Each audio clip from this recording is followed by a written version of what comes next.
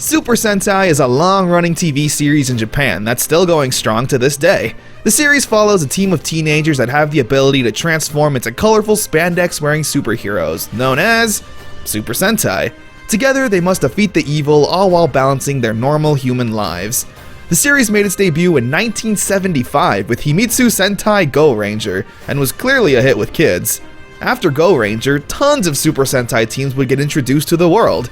You had Dynaman, Denji Man, Mask Man, Five Man, just to name a few.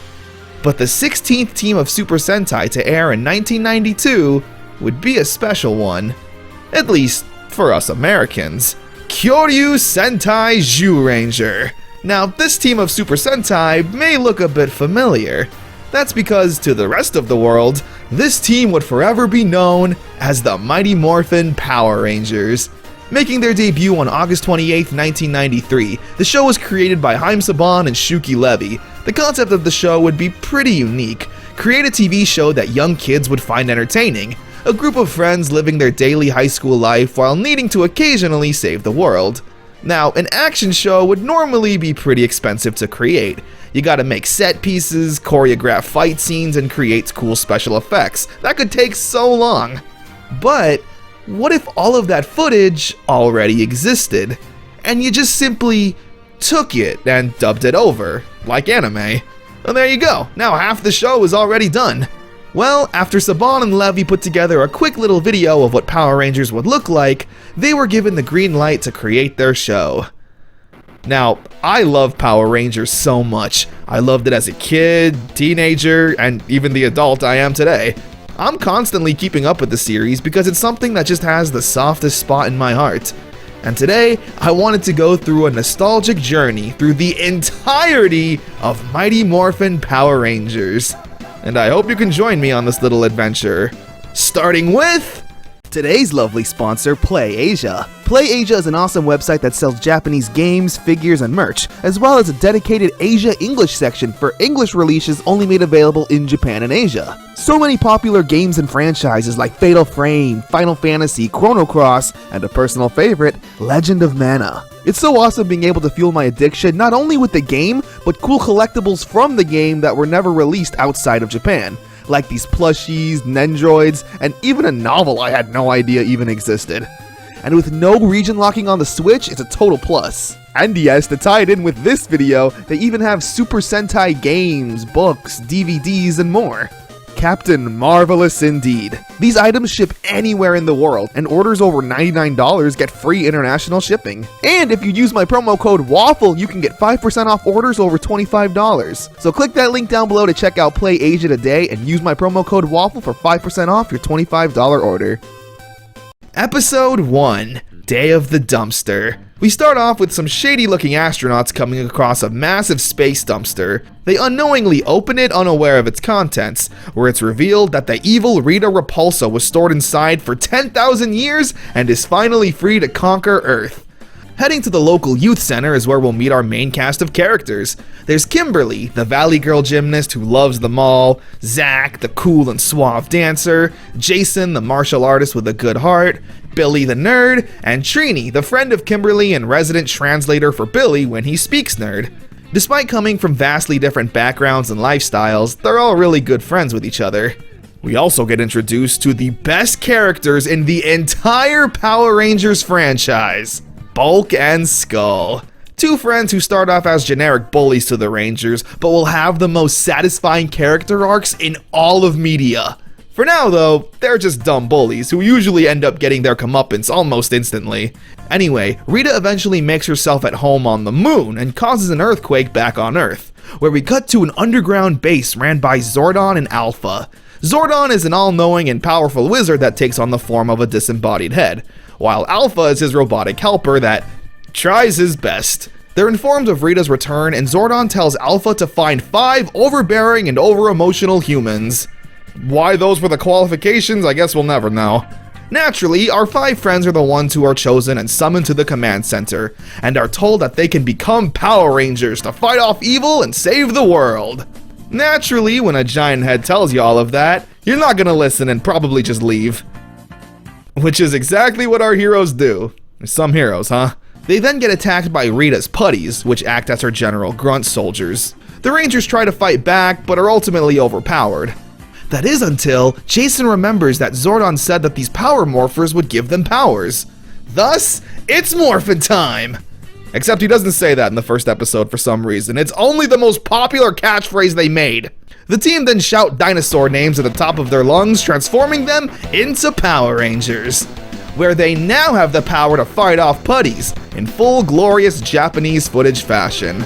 They play the theme song throughout, which I can't play for you sadly because YouTube copyright will obliterate me. I can use the Super Nintendo rendition though, which is actually really good.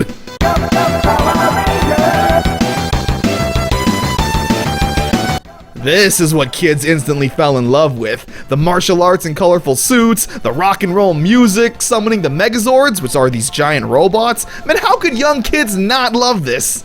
Anyway, the team eventually save the day and return back to the command center, where they officially accept their roles as Power Rangers and promise to always protect the world. It's an insanely solid start to the series. I don't want to go too in-depth right now and give my thoughts on the characters, actors, and arcs, so I'll save that for when we reach the end of Season 1. For now, though, we move on to Episode 2. HighFive. We start off with the gang hanging out at the rec center, which acts as a juice bar ran by Ernie. Jason's climbing a rope because he's the exercise guy, until Bulk and Skull show up to cause some trouble, where Jason pretty much tells Bulk he can't climb the rope because he's too fat, where he then proceeds to prove Jason right by attempting to climb it, destroying the ceiling, and everyone laughs. But remember, Bulk and Skull are the bullies here. This is also where we get to see Trini and Billy's friendship really be at its cutest, with Billy constantly being excited, talking with big words no one else understands, except for Trini, where she's playing translator and putting Billy's words into layman's terms.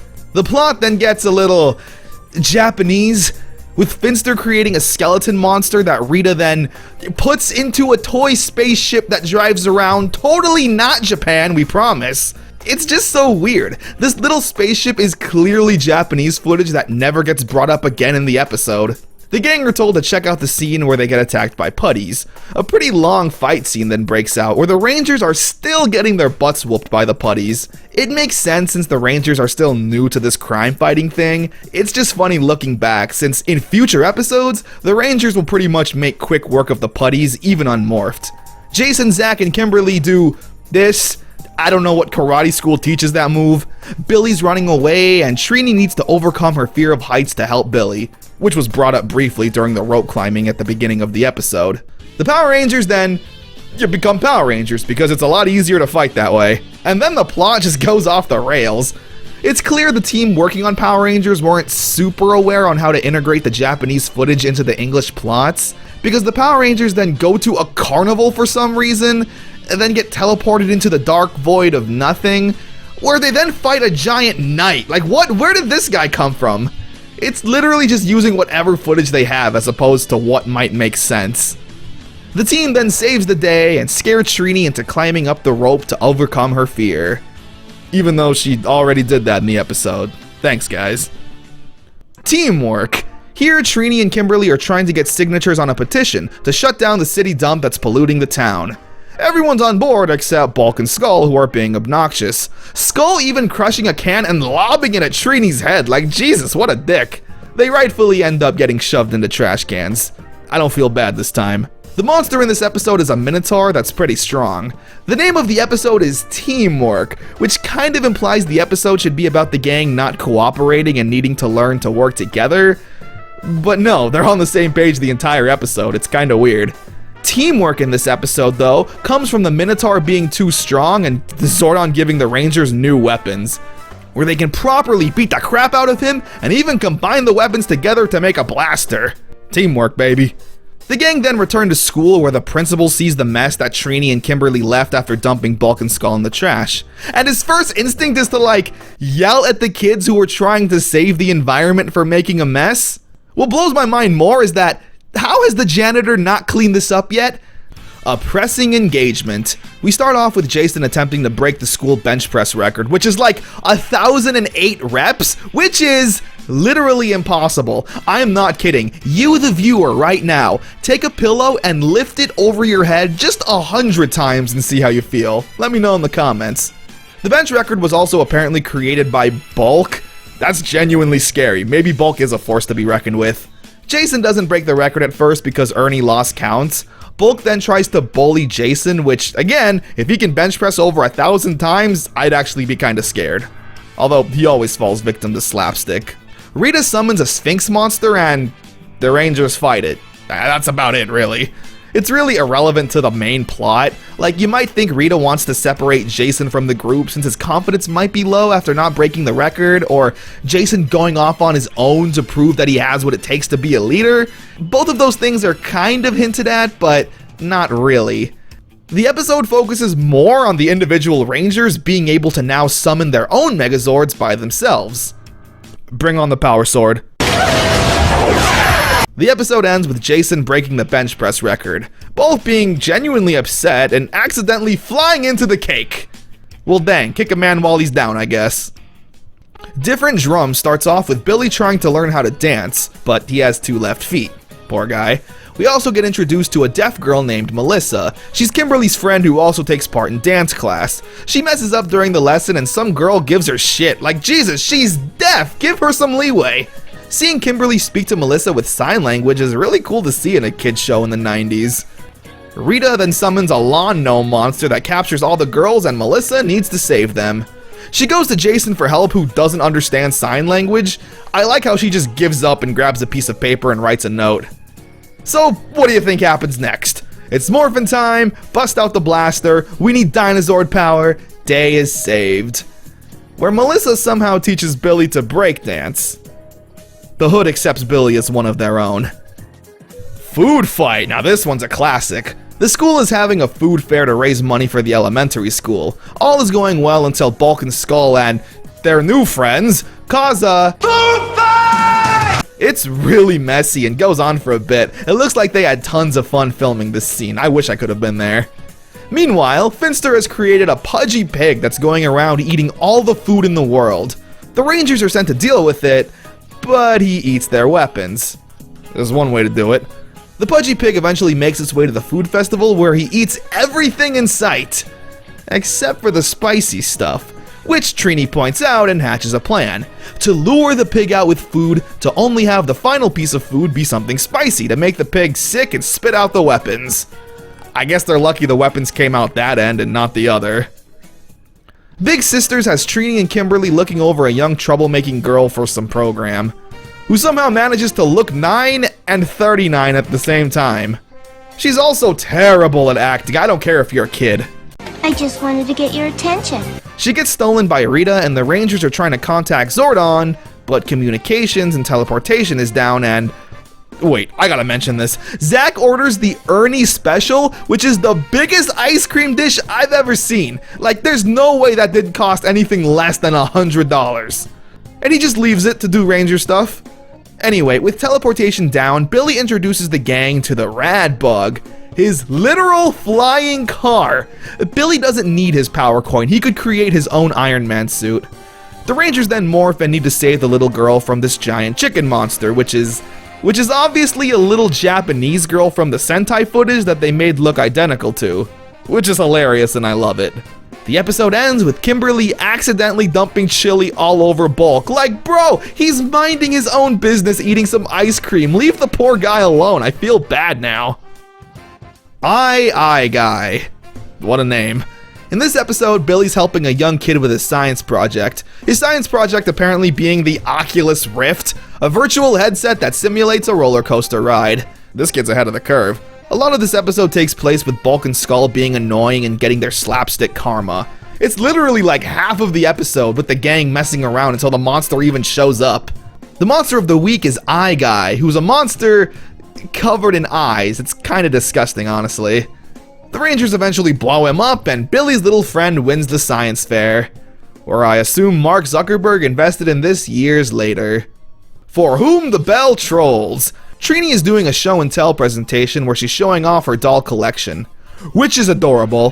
One of her favorites is Mr. Tickle Sneezer, whose story involves him being a massive collector. Rita overhears this, and one night while Trini's asleep, steals Mr. Tickle Sneezer and brings him to life, ordering him to steal the Power Rangers and anything else in his way. He's an innocent little fella who doesn't know any better. Sure, a little creepy, but innocent nonetheless. So Rita makes him giant, and it's up to the Dinozord and this Japanese kid to save him. This Megazord-sized Japanese child. How did this slip by? Is it that hard to crop him out? Look here, I'll do it right now. Boom, he doesn't exist. So the Rangers defeat Rita and save Mr. Tickle Sneezer. But wait, it turns out this entire adventure was just a nightmare Trini was having. She makes a remark about having too much Rita on the brain, which I feel like could have been an interesting episode, focusing on the Rangers being overworked with school, all the volunteer work they do, and being heroes. Also, the adventure just being a dream can justify some random kid being there. Dreams are weird like that. Happy birthday, Zach. The gang's at the juice bar trying to set up a surprise party for Zach. All's going well until... you know what happens. Bulk and Skull show up to ruin everything, acting like total jackasses and even harassing Kimberly and Trini in a way that's weird to see on a children's show. Like, Skull ruins Trini's painting and then grabs her arm, literally saying, "How about I help you paint another one after we have some fun?" Alright, well, they deserve this one. At school the next day, Zach is excited and trying to get Kimberly to wish him a happy birthday. But due to the surprise party, they all act oblivious, pretending like they forgot. This naturally upsets Zach, where he's angry that his friends forgot his birthday. At least, he's angry for a bit, because out of nowhere a monster attacks him. And since the Japanese footage doesn't have the Black Ranger being upset with his teammates, he just forgets all about it and is gung-ho with everyone. I don't know, it's kinda weird seeing Zach be so upset with his friends, only to seconds later have him being super friendly and talkative. Like, there's not even a, "Oh, nice of you guys to remember me now," piece of dialogue or anything. They beat the monster and surprise Zach with a big party. It's every surprise party plot in any TV show ever. Still good though. No clowning around. The carnival's in Angel Grove, but it's made pretty clear from the beginning that this is no ordinary carnival, with putties taking the form of clowns. And they act extra creepy here since they're the bad guys. Trini even bringing her younger cousin around, and a clown straight up abducting her in plain sight. It's pretty creepy to watch, honestly. It's one thing when a kid gets abducted in Power Rangers by a guy in a rubber monster suit. It's another thing when it's done by a creepy, realistic clown. The clown's even threatening Trini, and her getting ready to throw down on a second's notice is great. The episode definitely feels the most threatening and realistic Power Rangers has been up to this point, dealing with realistic weirdos and needing to lay the smackdown on them. Power Ranger Punks is another classic. We start off with the gang playing a nice game of volleyball until putties attack. Amongst the chaos, Babu sneaks around and spikes the Rangers' drinks with a potion, where Billy and Kimberly then take a drink and immediately undergo personality changes, turning into rude and crude punks. Even showing up to school the next day dressed like rebels, bullying kids for lunch money. Billy even threatens Bulk, and Kimberly flirts with Skull, saying that they're going on a date. It's really funny, and this won't be the last time Billy and Kimberly have some kind of personality change. Watching the nerd and valley girl turn into anything else will always be hilarious. Alpha needs to go on a mission to find a cure for the two while a giant frog monster attacks Angel Grove. Jason, Zach, and Trini try their best, but are inevitably eaten by the frog, where Alpha returns just in time, turning the two back to normal. Again, it's clear the Sentai footage didn't have an episode where the Blue and Pink Ranger change identities, so we don't get to see Billy and Kimberly morphed as punks and accidentally ruining the mission with their bad attitudes or something. Still a fun episode. It ends with Skull asking Kim if they're ready to go out on their date, and Kimberly's like, "Ew, you wish." Like, dude, you asked him out. Even if you were under a spell, it's not his fault he's asking about it. He looks so hurt, poor Skull. Peace, love, and woe. The school dance is happening and everyone's excited for it. Everyone except for Billy, who doesn't really care for dances. That is until he bumps into a cute girl who's just as intellectual and nerdy as him. They hit it off almost instantly, and it's super cute seeing Billy talk to a girl that's just like him. There's a part where they're both too awkward and nervous to ask each other to the dance, so Jason's like, "Billy, come here really quick, we got a ranger emergency." And when Billy goes over there, the gang's like, "Come on, ask her out." And Billy says, Huh? That's your emergency? They eventually agree to hang out until Rita kidnaps her, where it's up to Billy to save the day. The Sentai footage works well here, with the Blue Ranger leading the charge and taking the monster head on. It's nice to see that. This is Billy's first moment as leader, and without hesitation, taking on a monster himself. All for a nerdy girl. How romantic. I don't think she's ever brought up again. Foul play in the sky. Kimberly's uncle is a pilot and is gonna take her on a flight. Bulk and Skull notice this and have an interest in flying too. They ask Kimberly if they can come along, and it's pretty sweet, honestly. They have no schemes or ill intentions. They genuinely just want to fly in the plane. This episode's alright, I guess. Not a lot happens, and most of it takes place on the plane. Kimberly's uncle gets put under a spell and needs to land the plane herself. A monster eventually shows up, so something can happen in the episode. It's not my favorite. Dark Warrior. Billy's getting bullied again by Bulk and Skull, even getting shoved into a trash can. Billy decides to once again enroll in Jason's karate class, which doesn't make a ton of sense. Like, weren't you whooping a monster with Kung Fu just a few episodes ago? Meanwhile, Trini's Kung Fu / scientist uncle comes to town and he's a massive inspiration to Billy, being both brains and brawn. He pretty much tells Billy that violence isn't always the answer and his big brain is his strongest weapon. The uncle then gets kidnapped, so maybe violence is the answer sometimes. The Rangers need to save him and have a big battle with the Dark Warrior. The episode ends with Bulk and Skull bullying Billy again, but Trini's uncle drinks his invisible potion and teaches the bullies a lesson. So, violence with some science is always the answer. Switching places is another fun Billy and Kimberly episode. Billy creates a device that lets you read minds, and after trying it with Kimberly, it malfunctions, swapping their minds into each other's bodies. So it's a fun Freaky Friday episode, with Billy's head in Kimberly's body, and Kimberly's mind in Billy's body. Seeing Billy talk like a valley girl is funny, and Kimberly wearing glasses and talking like a nerd is very attractive. I think I've fallen in love. Most of the episode follows the two around school having a hard time pretending to be each other. When the monster shows up, we do get a little babble with Kimberly and Billy saying things they normally wouldn't. So that's fun. Now, these next group of episodes is a really important marker in the history of Power Rangers. Green with Evil Part 1. Now, up to this point, Power Rangers is mainly focused on the fun and quirky teenage lives of the Rangers. You know, school dances, surprise birthday parties, food fights, etc. Those were the main plot points, while the monsters and superhero duties were secondary. Those were never the focal point of an episode. Green with Evil, though, is the first episode in a 5-part story focusing on the action and the Power Rangers. We start off with Jason in a karate tournament with a new kid who will turn out to be one of, if not the most popular Power Rangers character of all time, Tommy, played by the late Jason David Frank. He's shown to be on par with Jason from a fighting standpoint, ending the competition in a draw. Kimberly clearly being attracted to Tommy and having a little crush.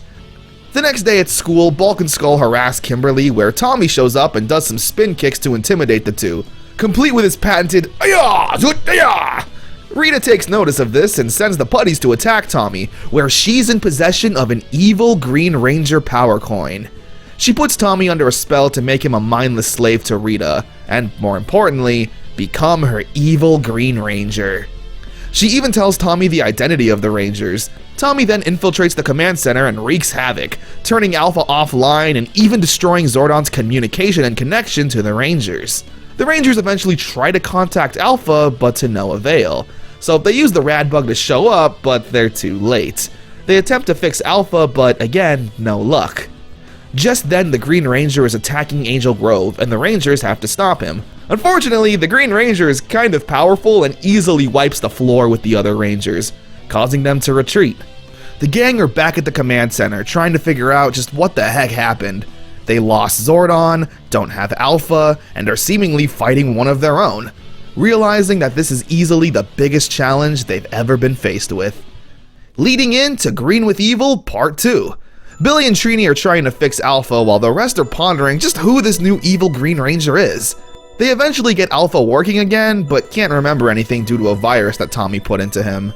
We see how all of this stress is affecting the Rangers. Billy and Trini are tirelessly working with this technology they don't understand to bring back Zordon. Jason is hot-headed, beating up a punching bag, saying how he just wishes he could get his hands on the Green Ranger again, which is pretty uncharacteristic, being able to normally keep his cool. We also get a bit of Kimberly and Tommy drama, with Kimberly worrying about Tommy not showing up to a hangout session the day before since, he was kidnapped and turned evil. Tommy, under mind control, acts really mean to Kimberly and calls her selfish, where Kimberly gives the funniest response when she says, "Well, excuse me for living." Like, Jesus, it's so cheesy. I love it. Anyway, Tommy then gets a superpowered evil sword and captures Jason inside a dark dimension, where Goldar is essentially playing with his food after stealing Jason's morpher, beating him up and teasing Jason to fight back. The Green Ranger once again attacks Angel Grove, and the rest of the Rangers kinda cheat to get the upper hand. They summon the Megazord, and when Tommy shoots a beam of energy, they use the giant shield to deflect it back at him, causing him to retreat. So it's already 4-on-1, which is unfair, but to then summon the Megazord to fight regular-sized Tommy, it shows the Rangers' desperation. But with Jason missing and possibly going to be killed at any second, and Zordon still gone, the Rangers are still at their absolute lowest. Things don't get any better with Green with Evil Part 3. Jason's still getting whooped by Goldar, and to make matters worse, Rita has summoned a new general, Scorpina. She's very attractive, but very scary. Tommy once again hurts Kimberly's feelings, and it's just so sad to see. Alpha eventually gets teleportation working again and frees Jason from the evil dimension. Moments before being killed, he never really stood a chance against Goldar. Rita also concocts a plan to cause an eclipse that will cut off the solar energy that's required to power the Megazord. So to kickstart that plan in motion, she sends down a giant Goldar to attack Angel Grove. And with no Zordon still in sight, and Jason just recovering from his traumatic event, they have no time to waste. Part 4 kicks off immediately where we left off, the Rangers still trying to contact Zordon but needing to take care of Goldar, Scorpina, and the Green Ranger. We get some Bulk and Skull shenanigans with them taking a bus to drive far away from giant Goldar. The Rangers summon the Megazord, but unfortunately get overwhelmed by all three villains. Yeah, it's not so fun when it's not a fair fight, isn't it? Rita's Eclipse plan actually works, shutting down all power in the Megazord, and even ends up destroying the Megazord and sending it to hell? Jesus. With that, the Rangers are forced to retreat once again. Things are looking pretty grim for the team. They even consider just giving up at one point since they have nothing left. But Jason convinces the team to keep going. There is one new development though that Alpha was able to figure out, and that's the identity of the Green Ranger, which, to the surprise of everyone in the command center, is shown to be Tommy, leading in to the Green with Evil finale. Shocked at this revelation, Kimberly goes to confront Tommy about the mind control, where she says she knows his identity, and Tommy immediately threatens her and everyone else so casually. Tommy then is given the Dragon Zord, which is an awesome Zord. It looks like Godzilla and even comes out of the sea. The Rangers unfortunately can't do battle with it though, since, again, their Zords are kind of being burned alive. All seems hopeless once again. That is until Alpha finally manages to make contact with Zordon again, and with his power is able to open up the Earth and revive the Megazords. A battle ensues where finally the Rangers get the upper hand and knock Tommy out of the Zord, where Jason has that one-on-one battle he's been craving since the beginning. He destroys the Sword of Darkness that was apparently the source of Rita's mind control. With it destroyed, the Rangers then demorph and comfort Tommy, where he feels terrible for what he's done under Rita's control. Jason gives a heartwarming speech about friendship and teamwork, and how the world will be safer if they work together. We then get an awesome scene that I wish I could show you in its entirety. The Rangers then morph again, including Tommy, who gets to shout Dragon Zord. Everyone then triumphantly gives a quip saying how they're back and better than ever, and that Rita better look out, and that they're not backing down because they're the Power Rangers! Oh, but that's not it. Zordon tells the team that they now have the power of the Dragon Zord, and that it can combine with the Saber-Tooth Tiger, Mastodon, and Triceratops Zord to create the Dragon Zord fighting mode. It's so satisfying to see the team finally be on the up and up after constantly being kicked down and losing every battle. Goldar escapes though like a coward and we don't get a fight. Tommy officially earns his Ranger status in the command center, where the team not only has a new friend, but a new ally in battle. hands in the middle, yell Power Rangers! Episode end. The Green with Evil saga was so amazing, mainly for being the first handful of episodes to have a more action-centered storyline. Apart from some Bulk and Skull moments, this episode had no real high school drama or moral lesson. Literally just a massive evil force that the Rangers had to take on by themselves.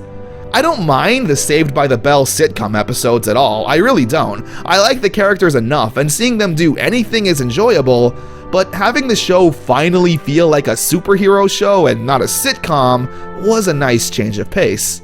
And again, introduce the world to Tommy, who would become a lot of people's fan favorites. There's also no proper time to mention this, so I guess I'll talk about it quickly now. In 2001, Tui Trang, who played Trini, would pass away in a tragic accident. And in 2022, Jason David Frank would also tragically pass away. I'm bringing this up now just so we can focus the rest of the video on all the happy moments they brought us throughout the years. So let's continue on with the show.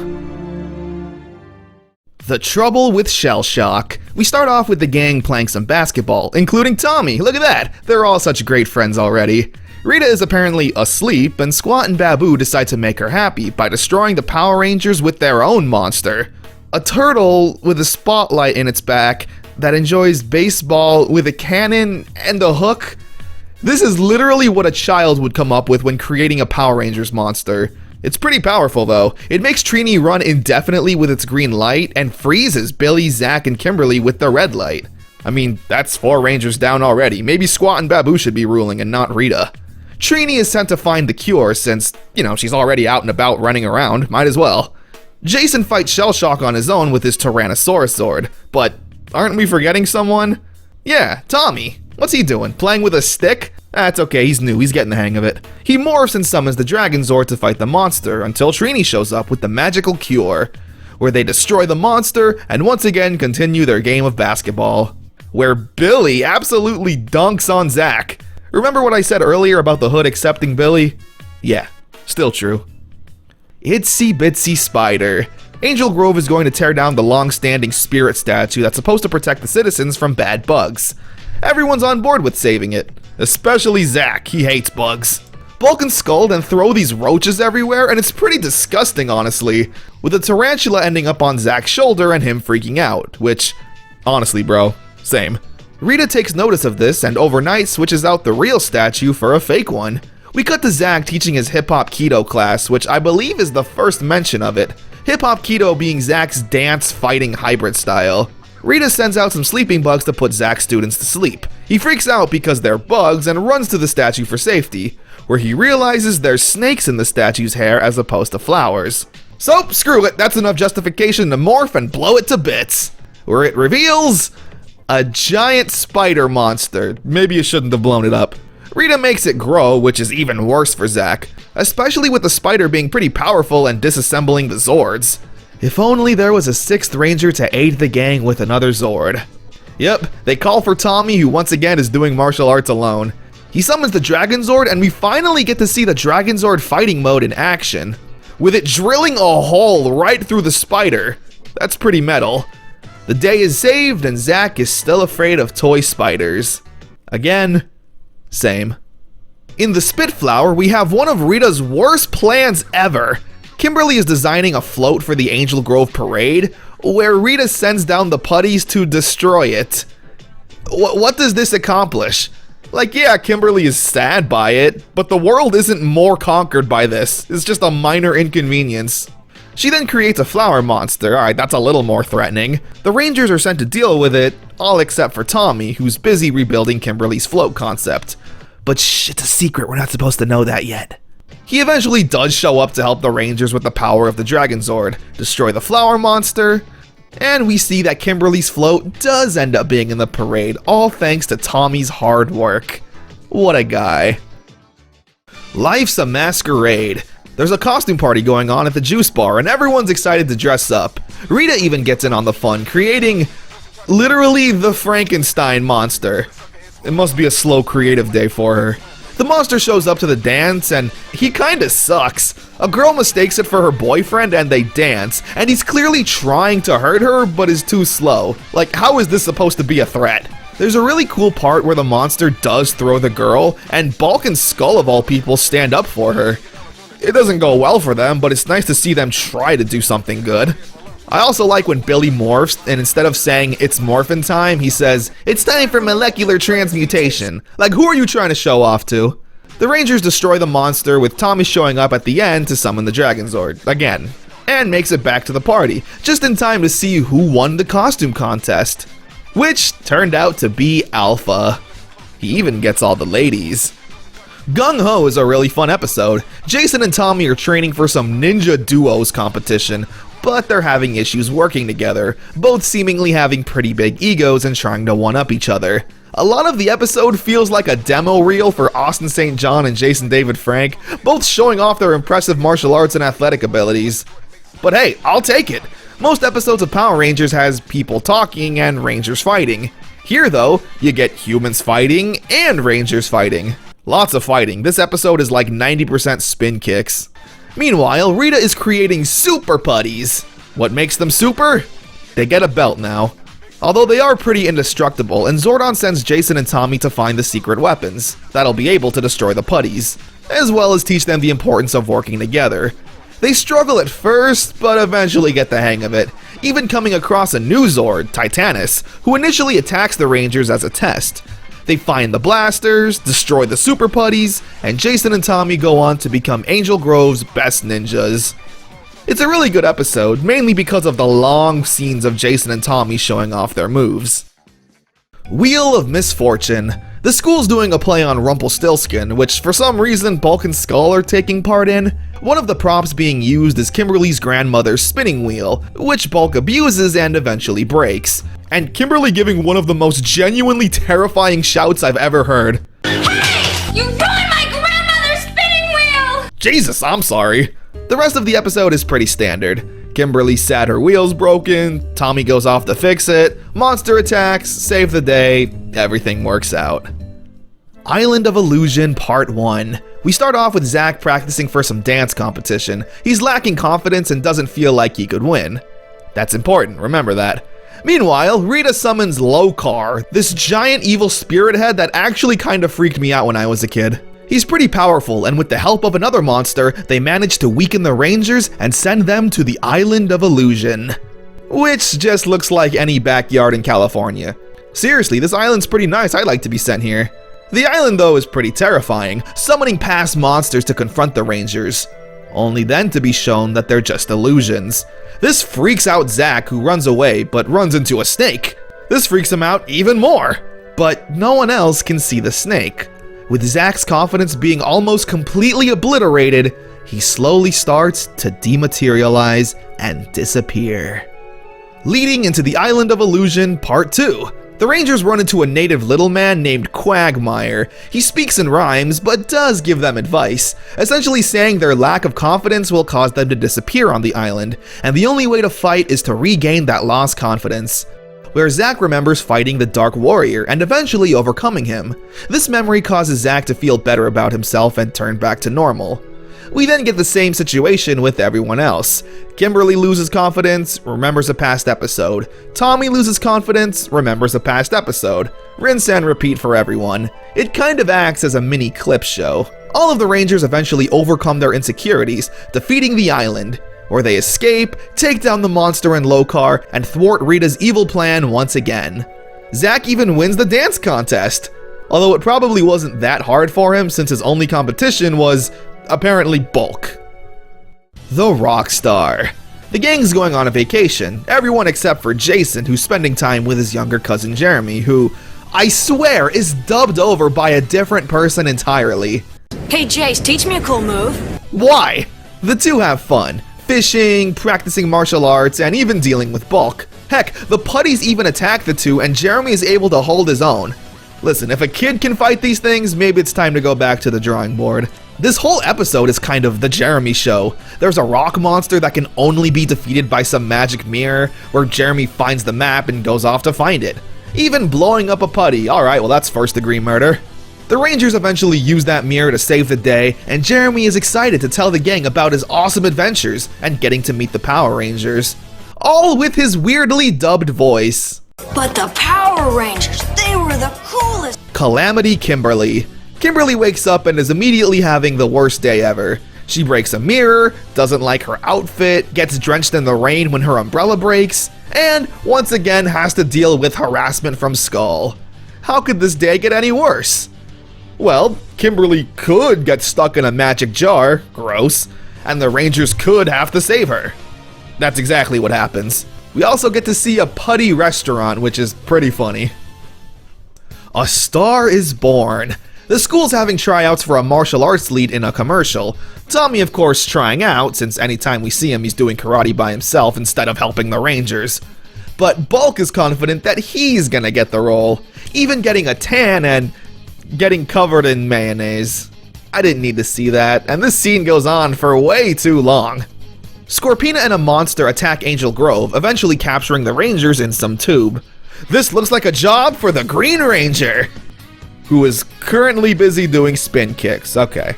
Tommy eventually gets to his communicator and gets the Rangers out of their bind. I also forgot to mention in the last episode, but the Rangers now have access to Titanus, where the Megazord can combine with both the Dragon Zord and Titanus, creating the Ultra Zord.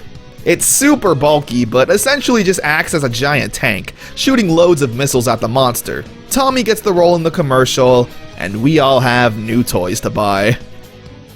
The Yoke's on You. The Youth Center is putting on a talent show where, you guessed it, Jason and Tommy are gonna show off their martial arts. How about you give someone else a chance? I'm sure this guy can do something cool. The B-plot's kinda weird. Squat and Babu eat these eggs that turned out to be this monster's lunch. However, it's clear from the Sentai footage that these eggs were his children, and he's upset by it. Power Rangers clearly didn't want to do anything that dark, so instead it's just his lunch. But it's a weird fact knowing what the Sentai was doing. I mean, look, there's even a scene with the monster crying over his eggs. Like, he wouldn't do that over his lunch. Those were his children. Tommy eventually escapes after being kidnapped, whoops the putties, and helps the Rangers destroy the monster. Where, yes, they then show off at the talent show and everyone claps. The Green Candle Part 1. This is another important couple of episodes. Now, you might have noticed that Tommy isn't ever really involved with the main group. He's always showing up late or being captured. Well, this was intentional. You see, in Zyuranger, the Green Ranger wasn't around that long. Spoilers! He ends up dying, meaning there's not a lot of Green Ranger Sentai footage. Hence, why Tommy always shows up at the last second to just summon the Dragon Zord and then leave. In the Green Candle, Rita creates a green candle that's linked directly to the Dragon Coin and its power. Once burned, the Green Ranger's powers are essentially on a timer, because once the candle is completely burned out, the Green Ranger powers will be lost forever. There's also a subplot with a dance happening and Tommy wanting to ask out Kimberly. Before he gets the chance, putties attack and we get to see some awesome fight scenes. Seriously, Tommy always delivers fast-paced and exciting fights.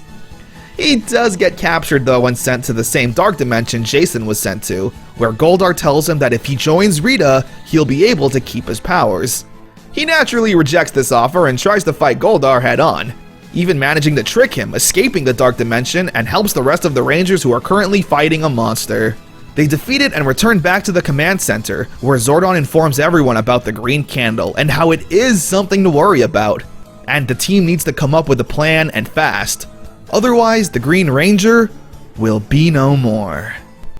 Green Candle Part 2 picks up right where we left off. Zordon says another Ranger needs to go to the Dark Dimension to retrieve the candle. Tommy can't do it because it'll risk the candle to burn out faster.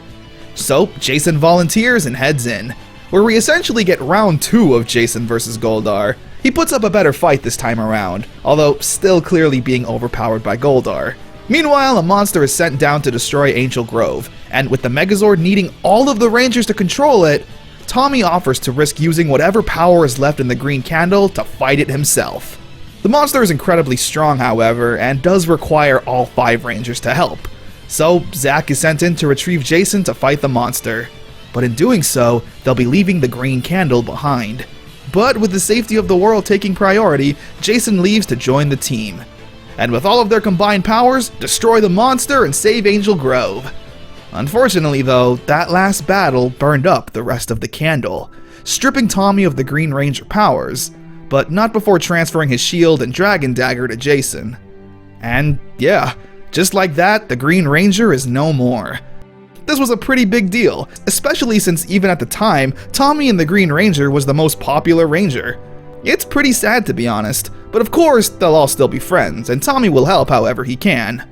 We do get a happy ending though, with Kimberly meeting Tommy saying that she misses him, and that he misses her too, where he asks her to the dance and the two even share a kiss, the first and only kiss on the lips Power Rangers will ever show. It's a nice ending, but does feel a bit rushed, like how much time has passed? Clearly the dance hasn't happened yet, and it was literally 6 seconds from when Tommy was in the command center to being at the park. Whatever, I won't hate on it, still a nice ending. Having no more Green Ranger was definitely a bold choice, but with the lack of Sentai footage, what else could you do? Well, we'll find out later. For now, we're at Birds of a Feather. Zack has a student competing in a tournament who lacks confidence. Meanwhile, Bulk and Skull have also found some bully kid to be their protege to take on Zack's in the competition. It's a little Karate Kid ripoff, but that's fine. The rest of the episode is pretty basic. A monster gets sent down and the Rangers gotta fight it. This is, however, our first glance with Jason getting to use the power of the Dragon Shield and the Dragon Dagger. It looks awesome. He's fighting some sentient heart, which is very creepy. Good episode that ends with Zack's protege winning the competition, because, of course he does. Cleanup Club really goes back to basics with Power Rangers. The clans had to make video projects, and Trini makes one on pollution, and the negative effects it's having on the world. It's kind of a bummer video, everyone's sad. Inspired by it though, Trini creates the Cleanup Club that only the other Rangers join. Damn, that kinda sucks. The putties attack during one of their cleanups, and we finally get to see the Rangers mop the floor with the putties. It's a nice change of pace from the earlier episodes where they barely escaped with their lives. It shows that the Rangers have grown and have become more skilled since they started. There's also a monster that's trying to pollute the earth, you know, same old stuff. They destroy the monster and possibly create more pollution with that explosion. You gotta think about this stuff, guys, come on. A Bad Reflection on You is a fun episode. Rita creates evil Power Rangers from her putties. They even take on the form of the team in human form and cause problems in school, bullying people and doing pranks, one of which has the principal fall victim to. And when the real Rangers show up to help, they get detention. Which of course, the only other kids in there are Bulk and Skull. We get a lot of shenanigans with them that's loads of fun. Bulk packing a massive lunch and a TV for detention. Man, these two have such good chemistry and they should totally have their own show. More on that later. The Rangers need to find a way to sneak out of detention to fight the monster. They do a magic trick after telling Bulk and Skull to close their eyes and cover their ears. They teleport and morph out and have a battle with the evil Rangers. It's a fun fight, but they don't do too much with it. Hopefully we could see some more interesting stuff with evil Rangers in the future. Doomsday, Part 1. Is this the finale? What kind of name is Doomsday? It's Power Rangers Appreciation Day and everyone is excited, apart from Bulk and Skull who create their own alter egos, the Incredible Bulkster and Super Skull. They don't do much, but it's nice to see them want to be good guys again. Rita uses this time to unleash one of her most dangerous plans. She traps all the citizens of Angel Grove in a dark dimension, while at the same time landing her moon base on Earth and releasing Cyclopsis on the world. Cyclopsis being her own Megazord that's incredibly powerful. And to add insult to injury, Lokar makes a return. With Cyclopsis being a Megazord, we jump straight into the Zord fight. With Cyclopsis absolutely destroying the Rangers with the help of Lokar's magic power. Even summoning the Dragon Zord doesn't help. Cyclopsis is just too strong. So they summon Titanus. I mean, Titanus has been able to decimate any monster that's been in the Rangers' way so far. So they create the Ultra Zord and it's not enough. Rita even managing to not only disassemble the Ultra Zord, but kill Titanus? What, drowning him in the earth? What? Look at that face, look at that desperation. Yeah, it's a toy, but I can feel its pain. Draining all available power in the Megazords. The team retreats to figure out their next move, because if they can't stop Cyclopsis, then everyone will be trapped in the dark dimension forever. Doomsday Part 2. Zordon managed to actually save the Zords at the last second, even Titanus. but they're unfortunately recharging to regain their power. It'll take 12 hours? That kind of seems like a design flaw. Why does it take 12 hours? Rita should attack during charging hours. The Zords are only at 50%, but with the fate of the world literally resting on this battle, the Rangers decide they have no choice but to bust them out anyway and take on Cyclopsis again. Through pure willpower and determination, I guess, the Rangers eventually do get the upper hand on Cyclopsis, destroying him with the power of the Ultra Zord, sending Rita back to the moon and saving the world, where Angel Grove can now properly celebrate Power Rangers Day. With these kids picking their favorite Rangers and arguing which one is the best, where a familiar face pops up to tell them that they're all great. Yeah, Tommy's back. I missed him. And seeing him greet the Power Rangers in Ranger form is so beautiful. He should be up there with them. After the celebration, the team head back to the command center, where Zordon says that they've all gone above and beyond the call of duty, and if they'd like to return back to their normal lives and relieve themselves of Ranger duty, they're more than welcome to. Of course, the Power Rangers being goody two-shoes, they all decline and choose to stay Power Rangers, to defend the Earth whenever it needs them. Hands in the middle, shout, Power Rangers! End scene. Doomsday really feels like a finale. Don't get me wrong, I'm glad the series didn't end here, but it felt like potentially this is where the series was going to end. You know, it had the massive fight with Cyclopsis, the Rangers literally almost dying, the Power Rangers Appreciation Day, and Zordon saying that Rita was pretty much defeated and they didn't have to be Power Rangers anymore. After doing some research, aka Google searching, yeah, Doomsday was apparently supposed to be the series finale. You see, when Fox first ordered the first season of Power Rangers, it came with 40 episodes, and Doomsday Part 2 was the 40th episode, meaning they did wrap up the story nicely if the show were to fail and not continue. However, Mighty Morphin Power Rangers was a massive success, and Fox even ordered 20 more episodes to add on to Season 1, which is awesome! One problem though, Saban ran out of Zyuranger footage. In Japan, the show was done and over with, but when half of your show is the Japanese show, what are you supposed to do? In Japan, they've already moved on from Zyuranger and were working on Kaku Ranger and Dai Ranger. Well, what Saban ended up doing was pretty interesting. Instead of filming the footage themselves, Saban partnered with Toei, the company behind Super Sentai in Japan, to produce brand new battle scenes, both Ranger footage and Megazord footage for the remainder of Season 1 and a bit of Season 2. So from this point on, all the Power Ranger and Megazord footage is from Japan, but it was never a part of Zyuranger. It was created specifically to fit with the Mighty Morphin stories. To my knowledge, this is the only time Saban did anything like this, and the fact they had that much money to just commission more Power Rangers is insane. And this era of Power Rangers has been dubbed by fans as Zyu 2. So with all of that, let's continue on with Season 1. Rita's Seed of Evil. The school is tasked with planting trees, where Rita makes one of the trees evil. She sends down the putties as a distraction, and once again, we get a really fun and solid unmorphed fight. Seriously, I'd still be doing karate kicks in my bedroom alone like this. Squawk goes down to plant the evil seed, but the Rangers don't know what he's up to. So Jason goes to check it out, where he's attacked by a tentacle. Uh-oh, that's not family friendly. The Rangers morph and all take on these tentacles, which again sounds worse than it really is. They destroy the monster, plant the trees, and we get a little speech about the importance of trees and the impact they have on the environment. Mr. Beast would probably be proud. A pig surprise. Angel Grove is doing a big pet adoption, where this old lady begs the Rangers, apart from Zach who's not there, to find a nice home for her pet pig, Norman, who's a big man. Like, I get that pigs are fat, but Jesus, this one's on another level. Zach, meanwhile, is going on a jog and spots the old woman, who turns into a putty, where he needs to whoop those putties. Again, I'm so glad we're getting a lot more unmorphed fight scenes that are genuinely really good. Bulk and Skull of all people adopt the pig, and genuinely seem to love it and take care of it, which is really cute. The gang start putting the pieces together of the mysterious old woman, the pig, and some device the putty dropped during its fight with Zach. They come to the conclusion that the pig is part of Rita's plan. Which, yeah, the pig turns into the pudgy pig again. Rita really loves that monster, although I don't blame her, it is pretty cute. It once again just wants to eat. The difference here, though, is that the pig is still Norman underneath the monster, meaning the Rangers don't want to destroy or even hurt it, as they say.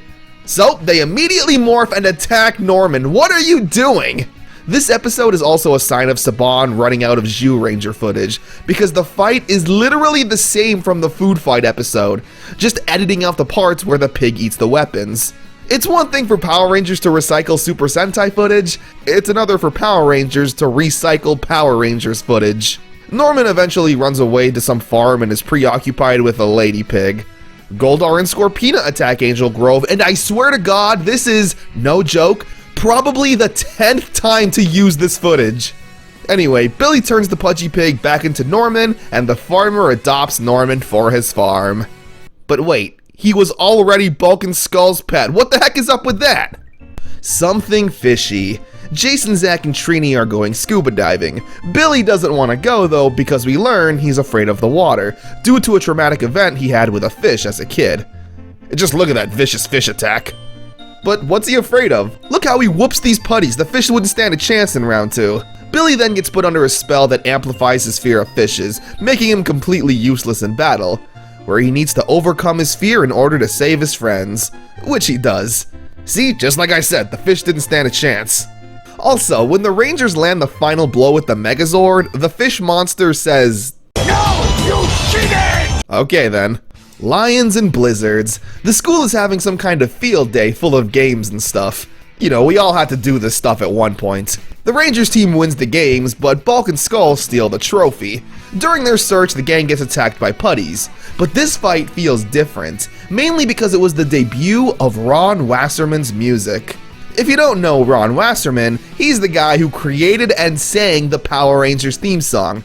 Yeah, go go Power Rangers, that's him. He created so many more tracks like Fight, Combat, 541, We Need a Hero, amongst others. I can't play them for you sadly, but they're on the same level as the theme song in terms of energy, metal, guitar, and vocals. My personal favorite being Fight, which is used here. It adds an extra level of hype to the fight scenes. Seriously, it makes me want to work out and punch a punching bag or something. Okay, here's like 3 seconds of instrumentals.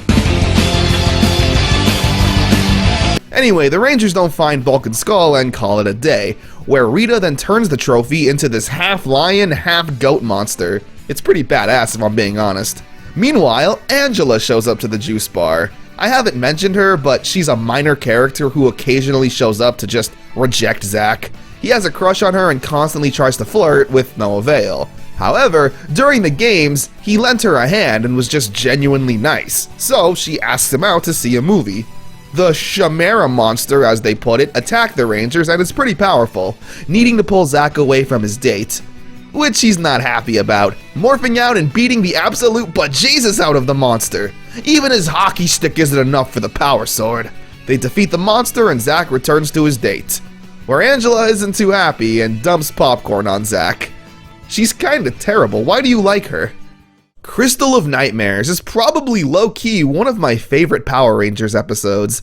The gang need to study for a big science test, and Billy recommends going to his uncle's cabin for a fresh change of scenery. Bulk and Skull overhear this, and since their grades are poo-poo, follow them up. I've personally never had a group study session with my friends. It doesn't look like fun, and we probably would have been too distracted the whole time. Me and my friends were more like Bulk and Skull. Meanwhile, Goldar and Rita are creating an evil orb, the Crystal of Nightmares. Bulk and Skull show up as maids, but when they hear the Rangers coming, they hide under the bed, where the boys then have a pillow fight.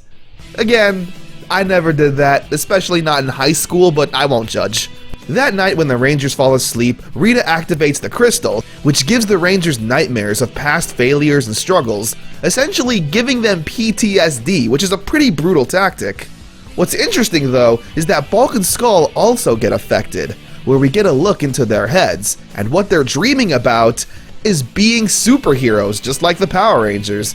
They're not dreaming of bullying or being mean, but summoning the Megazord to do good. When the Rangers wake up, they're all completely terrified of everything, having no confidence and being afraid of their own shadow. They still try to do good though, needing to find the Crystal of Nightmares and destroy it. They get ambushed by putties and don't put up much of a fight, cowering in fear. Jason eventually builds up enough courage to run inside the cave and confront Goldar, where he finds the crystal and smashes it with a kick, which is just so badass. With the crystal destroyed, Zordon tells the Rangers they've regained their confidence and absolutely lay the smackdown on these putties. Bing, bang, boom! We also see giant Goldar and Scorpina for like the 200th time now, but they defeat them and the Rangers pass their tests. I don't know why I like this episode so much. I guess I enjoy seeing the Rangers all scared and timid, Bulk and Skull's dream, and the climactic unmorphed fight afterwards. Really fun episode. To flee or not to flee? Ernie's juice bar is shutting down and everyone's sad. Well, maybe he shouldn't have been giving stuff away. Yeah, throughout the show, Ernie's always like, hey, that's great, free sodas for everyone. Meanwhile, Jason finds a stray dog and takes care of it, where Rita then infects it with evil fleas that get onto Jason. Where, yes, the fleas turn into an evil giant flea monster and the Rangers gotta defeat it. The episode has a nice ending though, with Ernie taking care of the stray dog and the owner coming back to reclaim him. She's happy by this and she gives Ernie a big check. Like a really big one apparently, since it's enough to save the juice bar, which is, yeah, very generous. But he celebrates by giving everyone free drinks. When will you learn, Ernie, that your actions have consequences? The reign of the jellyfish. The kids are putting items into a time capsule, with Bulk and Skull wanting to put their ultimate sandwich in. They get made fun of for it, but like, Jason put in his karate trophy and that's pretty lame and stupid too. The rest of the episode is pretty standard. Rita sends down a monster and the Rangers gotta defeat it. A pretty by-the-numbers episode. Plague of the Mantis. Trini's learning more Kung Fu, more specifically, the Mantis style. She gets taught all kinds of wisdom about the Mantis and Kung Fu, stuff about fair fights, calm heads, etc. Rita then turns Trini's praying mantis into an actual praying mantis monster, who plays mind games with Trini, saying that she's dishonorable for not having a fair fight. This, for some reason, gets to Trini, where she feels like she needs to fight the monster one-on-one, which I might be able to buy this if we haven't already seen the Rangers consistently not have fair fights with anyone. Why is this one different? She tries to have a fair fight until the mantis sends out the putties. What a shocker, the monster wasn't honorable. So, now it's all okay for the Rangers to show up and overpower the bad guy. I like how strong they make Trini in this episode. Everyone admires her Kung Fu and feels like they need to join to keep up with her. Very nice. Alright baby, now we're getting into some good stuff. Return of an Old Friend, Part 1. It's Parents' Day at Angel Grove, where we get to see everyone's parents. They're all pretty basic and standard. Jason's dad is a musclehead, Billy's dad is a nerd, you know, it's what you expect. The most interesting are Bulk and Skull's parents. Skull's mom being this outrageous punk girl, and Bulk's parents being the nicest and most normal looking people ever. Rita sends down the putties and hatches a pretty genius plan to capture everyone's parents and force the Rangers to give up their powers in exchange for their parents' lives. But that's not it. She also puts Billy under a spell to get inside the command center and steal the Dragon Dagger, to once again be under Rita's control, which both of these plans are executed perfectly, with the Rangers once again needing to do battle with the Dragon Zord. It becomes too much, and Goldar says that this can all come to an end, and if they want to see their parents alive again, they need to surrender their power coins. Zordon lets the Rangers make their own decisions since it's their parents' lives that are at stake. They hesitantly surrender the coins to Goldar. It's pretty sad to see actually, and all the actors do a great job showing their desperation and defeat at making this difficult choice. Goldar, of course, double-crosses on the deal and doesn't free the parents, with Goldar now in possession of all the power coins. Well, except for one, where an old friend makes their return. Tommy. Part 2 has the gang calling Tommy into the command center and informing him on the situation, where Zordon says he'll connect his own energy and life force to the green power coin, temporarily giving it power and letting Tommy become the Green Ranger once again. It's so fun seeing him back in action. He takes on the putties and even goes one-on-one with Goldar. The coin is struggling to keep up its power though, since Zordon is using so much of his own life to keep it alive. even summoning the Dragon Zord to fight Goldar and Scorpina, totally wiping the floor with them. The Green Ranger's on a roll. Zordon, however, ends up disappearing due to the power sharing, and Tommy loses consciousness. However, not before managing to defeat Goldar and retrieve the power coins. The Rangers use the coins together to zap Zordon's tube with the power in hopes to bring him back, which actually works. The Rangers are sent to deal with a monster. In the meantime, however, Tommy seems to be surrounded by a power surge. I'm not too sure what's really happening here. I think when Tommy saved the power coins, all of their combined energy, mixed with Zordon's, electrically charged Tommy's body and gives him a surge of power. What does that mean exactly? Well, to put it simply, the Green Ranger has power once again. So Tommy morphs into battle and helps his friends, where the 6 of them destroy the monster and save their parents. We learn that this electrical surge is temporary and that the Green Ranger's powers will run out again eventually. But for now, Tommy's back in green. The episode ends with Parents' Day continuing at the juice bar, and a food fight ensues. They really love the food fight. Return of an Old Friend is awesome.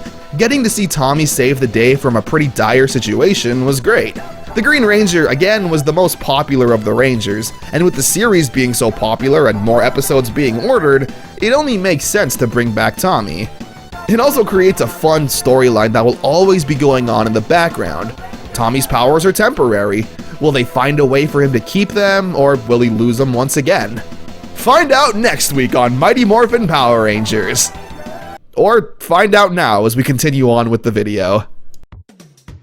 Grumblebee is the most Power Rangers episode to ever exist. Billy gets a B on a test, which absolutely traumatizes him. Bulk even says B is for bad. Rita overhears this and is like, "Oh, Billy hates bees, does he? Well, I'll send down a giant bee monster to take him out." So the Rangers take on a bee monster. Billy even gets a cool new gun to use.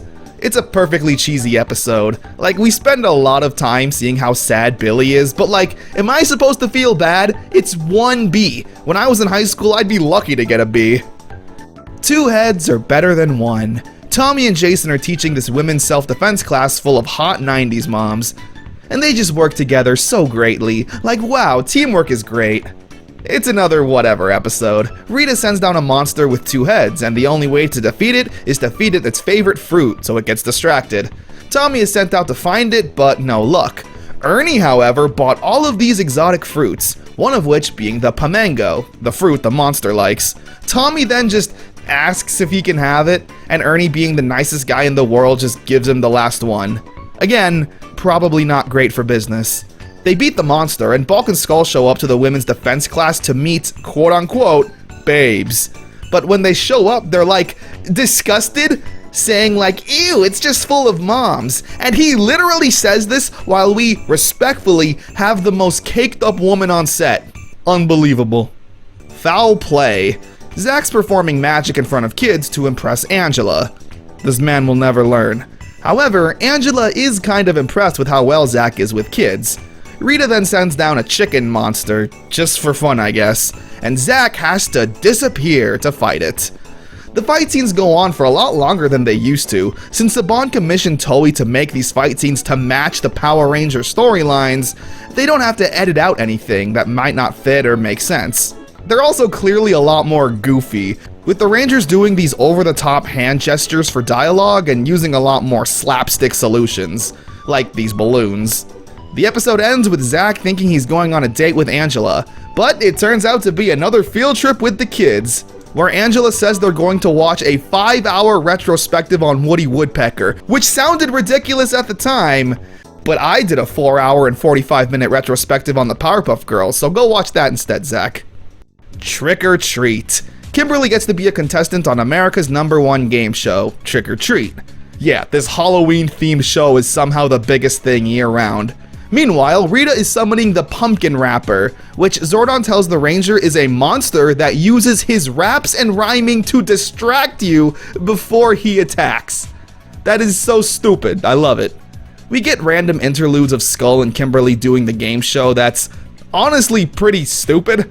Anyway, Kimberly fake feints to leave the show and fight the monster, where yes, he raps. Well, you think that's something you can... That's enough. They defeat the monster and the putties with pumpkins on their heads, which only seems like it would make it harder for them to fight, but whatever. Second chance. Ernie is, I guess, coaching a soccer team for kids. This one kid doesn't make the team and is sad. Ernie's all like, man, I wish it were up to me. I'd give all these kids a second chance. And Zach says, isn't it up to you? And Ernie's like, oh yeah, and gives everyone a second chance. What the hell? So Zach and Jason try and help this kid get better at soccer, and he kinda sucks. Like, he really shouldn't be on the team. He's terrible.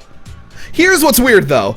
Tommy gets in trouble with his communicator going off in class and gets it taken away. It explains why he won't show up until later. But this is the exact time Jason and Zach are training this kid in soccer.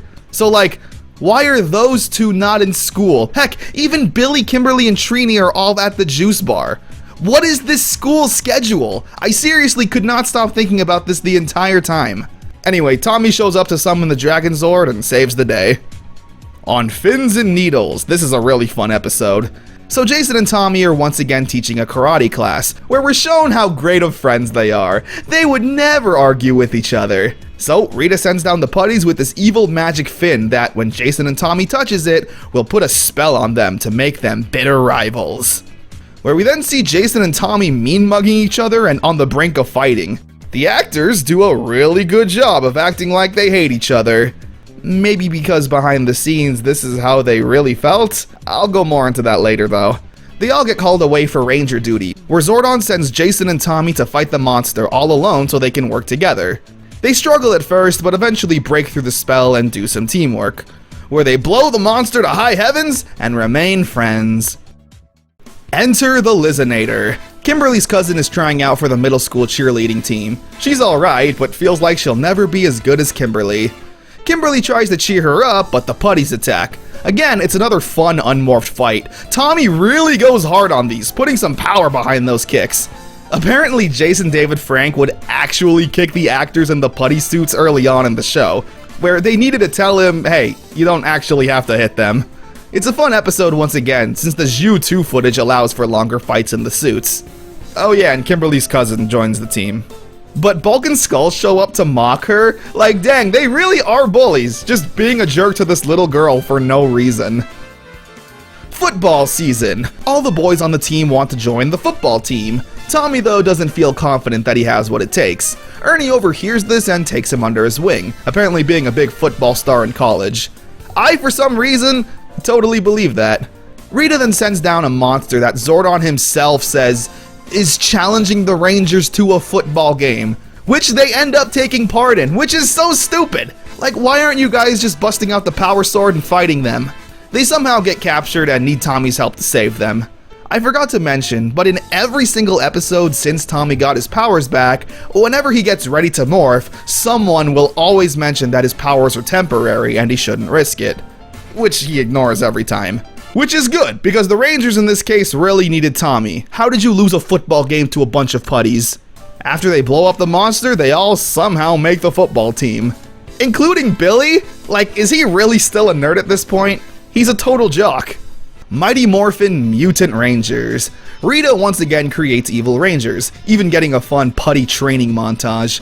These ones though actually seem to be a bit more of a threat. They attack Kimberly and Tommy and fight them unmorphed. There's also this whole side plot with Tommy being forgetful and needing to try and remember things like his homework, chores, etc. None of this really matters. I want to see the Rangers fight the evil Rangers.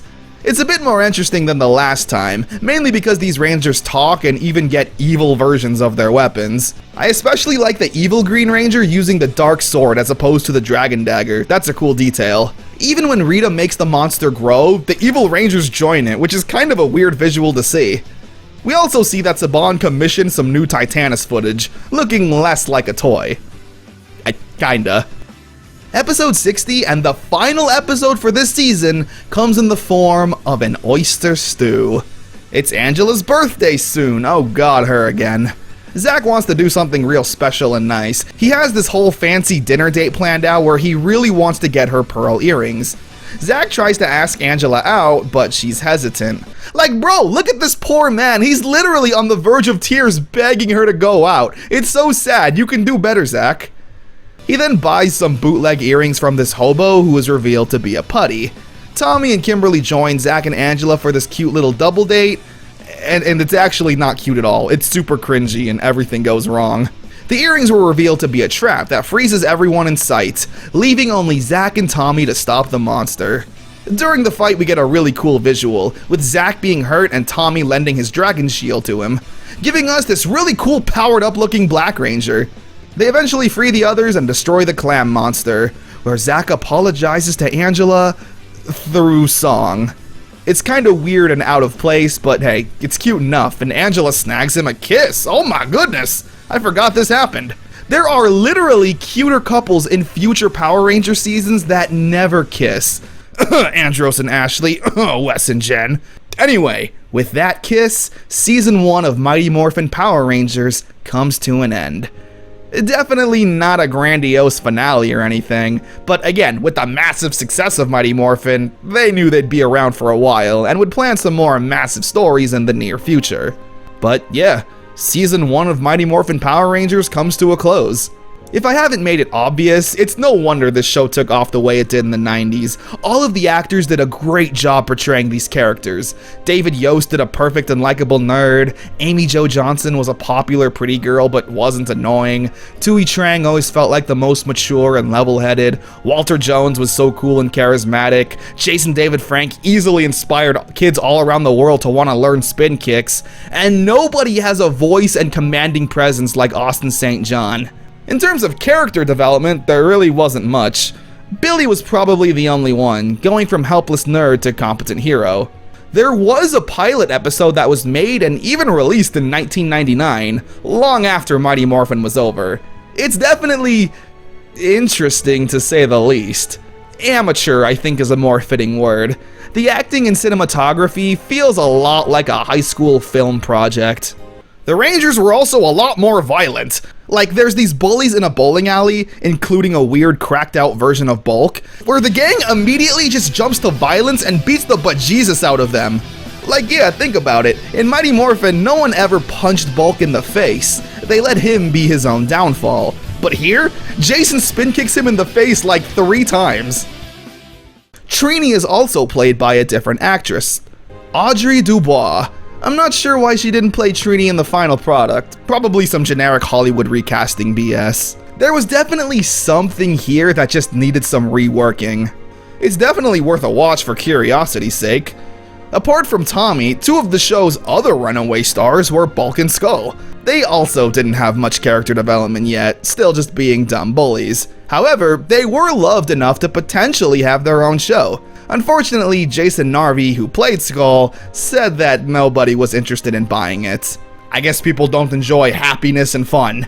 I mean, dang, what else came with Power Rangers? So many toys to buy, most famously being the Rangers with the flippy heads that I still have today. Video games, VHS tapes. I mean, look, I'll probably need to do a separate video just on the merchandise this show released. This video is already going to be long enough without it, so if you're interested in that, let me know. I think I've already made my opinions on the arcs and storylines pretty clear as we've gone through them. So with all of that, I guess let's move on to Mighty Morphin Power Rangers Season 2. Season 2 kicks off with a banger, The Mutiny Part 1. We see the Rangers plus Bulk and Skull taking part in some fun ATV race for charity. It's whatever, extreme sports stuff. What really matters is what happens next. Rita is planning her next attack, when all of a sudden an evil energy strikes her base. Goldar is fully aware of what's going on. The true Emperor of Evil has returned to claim his spot. Lord Zed. Lord Zed is one of, if not the single most intimidating and badass villain in Power Rangers the series has ever seen. Just look at this design. He's a walking skinless brute. All of his organs are out on display, including his brain, which I'm really surprised was allowed to air on a children's show. Unlike Rita, who had a screechy voice and was generally pretty silly, Lord Zed is all business, mocking and threatening anyone in his presence, including Goldar and Rita herself, all with his super cool voice. This is probably the best vocal embodiment of the word evil I've ever heard. Those Power Rangers are nothing but mere infants! You were defeated by children! Lord Zed then creates his new brand of putties, which are just regular putties in a white suit with a big Z on their chest. It's so crazy seeing Rita beg and grovel to Zed. He then traps Rita back into her space dumpster and sends her flying into the abyss. Pretty hardcore. These totally new and improved putties get sent down to attack Bulk and Skull, so the Rangers morph on out to save them. Where we get our first look at, I believe, the first real bits of American battle footage. You see, these new Z putties, as they're known, are an American creation. They were never in Zyuranger or a part of Zyu 2. So whenever they're on screen, they had to be filmed by Saban and the US team. The battles are okay, they're choreographed well enough, but I don't know, I feel like they're kinda lacking in something that the Japanese fight scenes do better. Anyway, the putties are pretty indestructible, but the Rangers learn they can defeat the putties by hitting the big Z on their chest. Yeah, it's hard to see them as an upgrade when you have a big Z-shaped target on their chest. The Rangers save Bulk and Skull, and this is where the two bullies finally got some character development, where throughout Season 2, they're not just mindless bullies, but instead have a new mission: to find out the identity of the Power Rangers. Zed then creates a monster from a piranha, and it's pretty powerful, literally being able to freeze the Zords mid-transformation, rendering them completely useless. Leading in to Part 2. All of the Zords are frozen, except for the T-Rex, where Zed is able to put a spell on it and use it for his bidding. Meanwhile, Tommy's power is once again weakening and needs a recharge from Zordon. After attempting to summon the Dragon Zord to fight the evil T-Rex, Zed then puts the same spell on the Dragon Zord and boom, now has two Zords under his control. Maybe not the best plan by the Rangers. So with no other options, they retreat to the command center, where once again their spirits are completely shattered, losing all hope in what to do. Luckily, Zordon has a surprise for them. Brand new Megazords.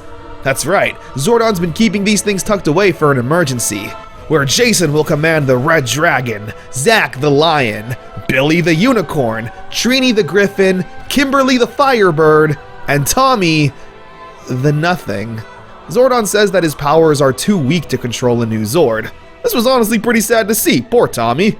However, Zordon says the Rangers can't use the new Zords until the old ones are back in their control, due to some reason. Billy and Trini get to work on a device that will put the Zords back into their control. Meanwhile, more Z-Putties are sent out to cause havoc.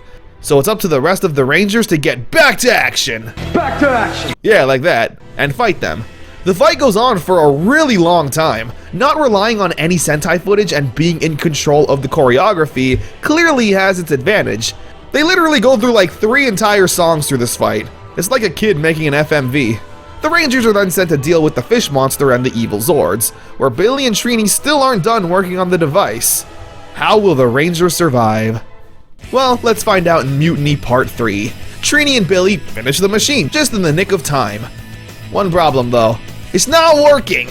The Rangers then get sick of nothing going right and summon the Power Blaster to take out their frustrations on the fish monster.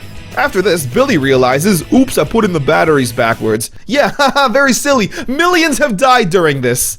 They manage to take the spell off the Megazords, but Lord Zed, I guess, just uses a cheat code to open up the Earth and trap the Zords in the center of it, just like Rita did during Doomsday. Only here, it's actually permanent. Tommy sends the Dragon Zord back to the sea where it can't be hurt. And just like that, it's bye-bye dinosaurs.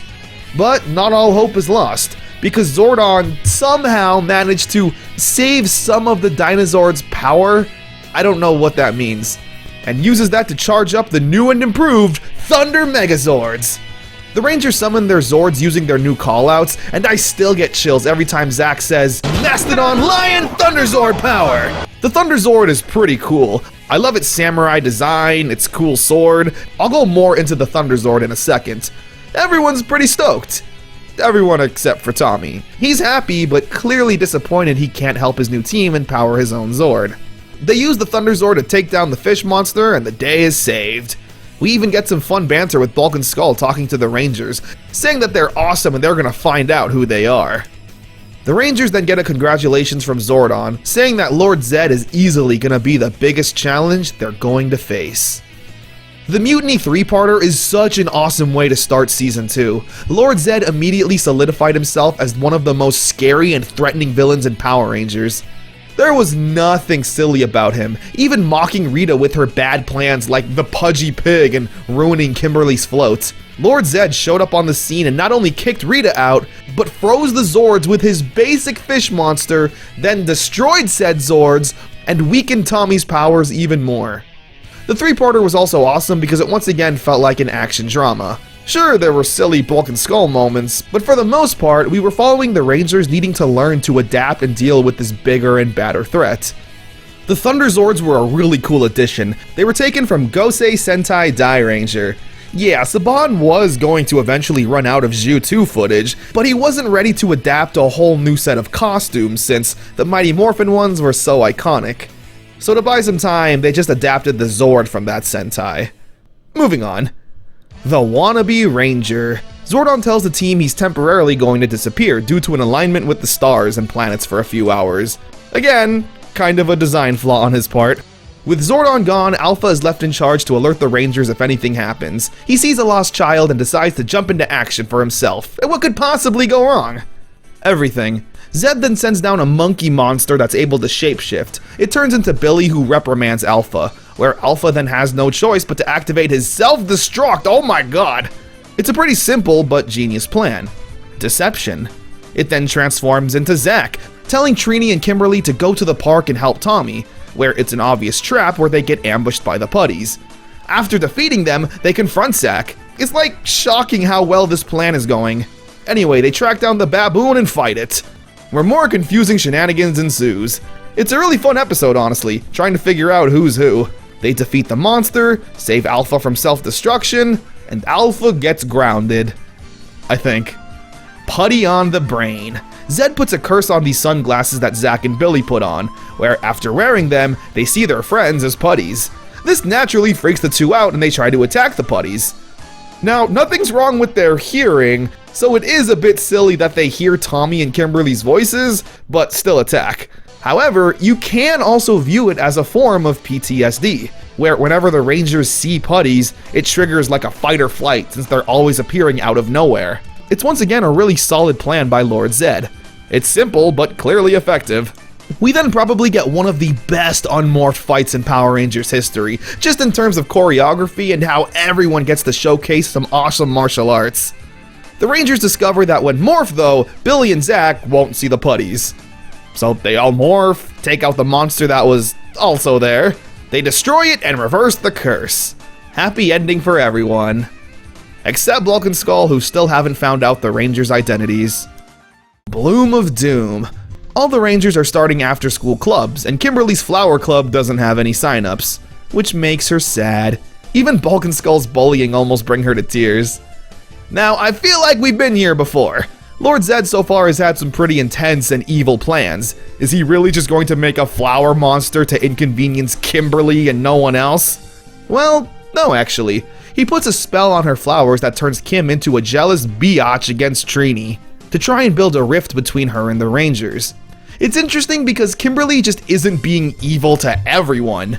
Zordon calls her and she puts on this extra cutesy and obviously fake tone to make him happy, even saying it's Morphin Time like... Morphin Time. The Rangers then fight the evil flower monster to try and break Kimberly's curse. There's also more mention of Tommy's powers getting weaker and weaker. Something I never really noticed until now is that there's a lot more footage with the Rangers with their helmets off, which I really like. It makes the American and Japanese footage blend more cleanly together.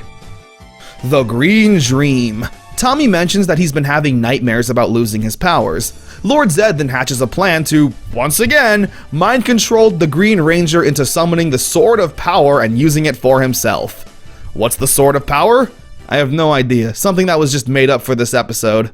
Seriously, under Zed's spell, Tommy says, "Hey Zordon, how about we summon the Sword of Power to recharge my own power?" And Zordon's like, "Yeah, that's a good idea." Like, if it's a good idea, how come it's never been brought up before as an option? Tommy steals the Sword of Power and Zed creates a Robo-Goat. Okay. Tommy tries to fight it himself but is ultimately beaten. Having such little power, he can't even move. When the rest of the Rangers show up, they try to fight the goat, but he traps them underground, leaving Jason to be the one to save his friends. The plotlines feel more mature, and we get a lot more fight scenes to tell the stories. It's nice not having episodes anymore really focus on the power of sharing or studying or whatever. Zed is a real threat and we don't have time to play around. Even when the Rangers defeat the monster and return the Sword of Power to its rightful place, the episode ends on a sad note, with the dreams Tommy was having of losing his powers actually being a sign. Lord Zed has been specifically targeting Tommy to drain as much of his power as possible, and he's getting closer and closer to achieving that goal. The Power Stealer, uh-oh. Lord Zed sends down an Octorok to specifically capture the Green Ranger and drain his powers once more. The B-plot for this episode also has Bulk and Skull wanting to film the Rangers and find their identities. The putties attack during a recording, and in the heat of battle, the Rangers do morph in front of the camera, which naturally Bulk and Skull find. It's another save Tommy so he doesn't lose his powers episode, which is honestly really nice to see in Mighty Morphin now. Long-running episodic plotlines. After the Rangers defeat the monster, Bulk and Skull show up to the juice bar to play the video for everyone, where the Rangers then trick Bulk and Skull and swap out the tape for some cartoons or something, which I don't know who I'm more upset at here, the Rangers for being negligent and morphing in public without looking if anyone was around, or Bulk and Skull for not watching the tape themselves beforehand. Everyone makes me upset in this situation. The Beetle Invasion. It has nothing to do with Beetleborgs, I'm sorry. Ernie needs a team for sweep hockey, which is just hockey that you play with a broom and a ball. What is this? Why not just make them play real hockey? Whatever, it's the B-plot. We also get introduced to another side character, Richie. He's just there to be Trini's love interest. It never goes anywhere, and you'll see why in the future. Lord Zed sends down another monster and once again uses it to drain the Green Ranger's powers. I mean, hey, the man's persistent, what can I say? So through the power of friendship and, you know, the big gun they have, they save Tommy and win the stupid broom hockey thing. Welcome to Venus Island. The whole plot of this episode is kinda funny. Bulk and Skull dress up as putties to try and lure out the Power Rangers, and Lord Zed gets pissed that anyone would dare mock the putties. So he sends down Goldar to steal Trini's cousin, or whoever this is, and abducts her to Venus Island. The overall writing and tone of the show has improved a ton. When they find and manage to teleport to Venus Island, it's once again just anywhere in California. Except now they got Venus flytraps all around, so the island checks out. They need to fight a Venus flytrap monster, which is actually kinda creepy in its design, even managing to capture the rest of the Rangers minus Tommy and Trini. They teleport back to the command center where Tommy gets told once again that his powers are failing. Luckily he doesn't need to do that though, with Alpha finding its weak spot, which turns out to be heat. Okay, well the power blaster's got some heat behind it, right? Yep, that's heat! These past few episodes have definitely been the Tommy Oliver show, really building the bond the other Rangers have with Tommy and not wanting him to lose his powers. The Song of Guitardo. That sounds like a slur. Kimberly's trying to write a song and oh no, this is the episode with the sad clip. I'll explain in a second. So Zed has his first Rita level plan by turning Kimberly's guitar into a monster. It's a pretty standard episode. The Rangers gotta fight the monster and Tommy can't maintain his powers in battle. But despite everyone telling him not to help and reserve his powers, he shows up anyway. The episode ends with Tommy still reflecting on the fact he knows his powers don't have much time left. So to cheer him up, Kimberly sings her new song. It's called Down the Road, and it was used in the tribute montage in the new Power Rangers Once and Always Netflix special. I don't know man, it really gets the tears going all these years later. The lyrics just hit differently. I totally recommend looking it up and having a good field trip. But dang man, it's a constant anxiety trip every episode. Tommy keeps being told he's gonna lose his powers. When will this green be no more? Next episode is Green No More Part 1. Oh no. We start off with Tommy and Kimberly getting a message from Tommy in the future, saying the words battle and communicator. Meanwhile, back at school we meet Zach's cousin. He's literally just Zach. I'll explain my theories onto why he was even introduced later. For now though, we do meet some more new characters, the school's new group of bullies, which are just the Rangers, but evil. Lord Zed takes a liking to them and abducts them to turn them into his evil Rangers. I can't wait to see them, I said sarcastically. To buy himself some time though, Zed sends down a monster to fight the Rangers. He's a pretty tough monster, with the Rangers not even being able to defeat it, even being able to teleport Tommy to the dark cornfield dimension for a one-on-one fight. Zed though manages to capture the Rangers and introduces them to his super strong and evil— What is this? Are you seeing this? Please tell me you see this. These are Zed's evil Rangers? This is the most jank bootleg costume job I've ever seen. You can literally see how messily they cut the eyes and mouth portions on the face. You literally could have just bought a Halloween costume and customized that as opposed to a onesie. Anyway, with that dramatic reveal, we move on to part 2. Tommy's now unmorphed. In the last episode, they also said that he had one last morph in him, so I guess that's it for his powers. The Rangers manage to teleport out of Zed's trap, but can't locate Tommy. Goldar wants to be the one to finish him off and toys with Tommy, throwing him around and mocking him for his once glorious Green Ranger powers. Meanwhile, the big clam monster starts attacking Angel Grove, but the other Rangers have also lost their powers, being sucked away and transferred into the evil onesie Rangers. After enough of Goldar's taunting though, Tommy then gets a second wind and absolutely whoops Goldar unmorphed. Both Tommy and Jason have attempted this in the past, but here, it's a straight-on domination, managing to steal Goldar's device and teleport out of the evil cornfield. He then sneaks into Zed's hideout and smashes the crystal that was harnessing the Rangers' powers, turning them back into the bullies. So yeah, we never even get to see the evil onesie Rangers in action. I'm truly heartbroken. After reuniting with his friends and having this new regained confidence after so long, Tommy says that he has one last fight in him. So, for the last time, It's Morphin Time! The Rangers morph and summon their Zords, fighting this ugly shrimp, clam, whatever. Tommy even gets a gun to blast at it, whatever, I don't care, let him have his moment. They defeat the monster, befriend the bullies, because why not? And for realsies this time, the Green Ranger is no more. Tommy fought his final battle as the Green Ranger, and it's pretty bittersweet honestly. After spending the entire season feeling sorry for himself, that he's not as strong as he once was, he learned the power of the strength within, or whatever, realizing that it wasn't the power that made the man, but the man that made the power. A pretty sad, but overall satisfying story arc for the Green Ranger. They all say their goodbyes, but like, yeah, he ain't going anywhere. You'll see him in math class on Monday. Or will they? Missing Green. Jason's training for another martial arts tournament, but is having trouble focusing because he misses Tommy, even referencing the guilt he still feels about not being able to retrieve the green candle all the way back in Season 1, saying that if he were successful in doing that, Tommy would still have his powers today. Zed overhears this and gets a brilliant idea, to create candles for all the Rangers. Sure, I guess anyone can just do that. The Rangers all get captured, and it's up to Jason and Jason alone to rescue them. This is a really good episode, focusing on the guilt Jason has been carrying all this time. Now, once again, being faced with the same dilemma that's been burdening him for who knows how long. Zordon tells him that he's been an amazing leader, and being the leader means you'll be tasked with difficult decisions and actions to make. So Jason steps up and morphs on out, defeating the monster one-on-one, and teleporting to Zed's dark dimension to fight Goldar and stop those candles from melting.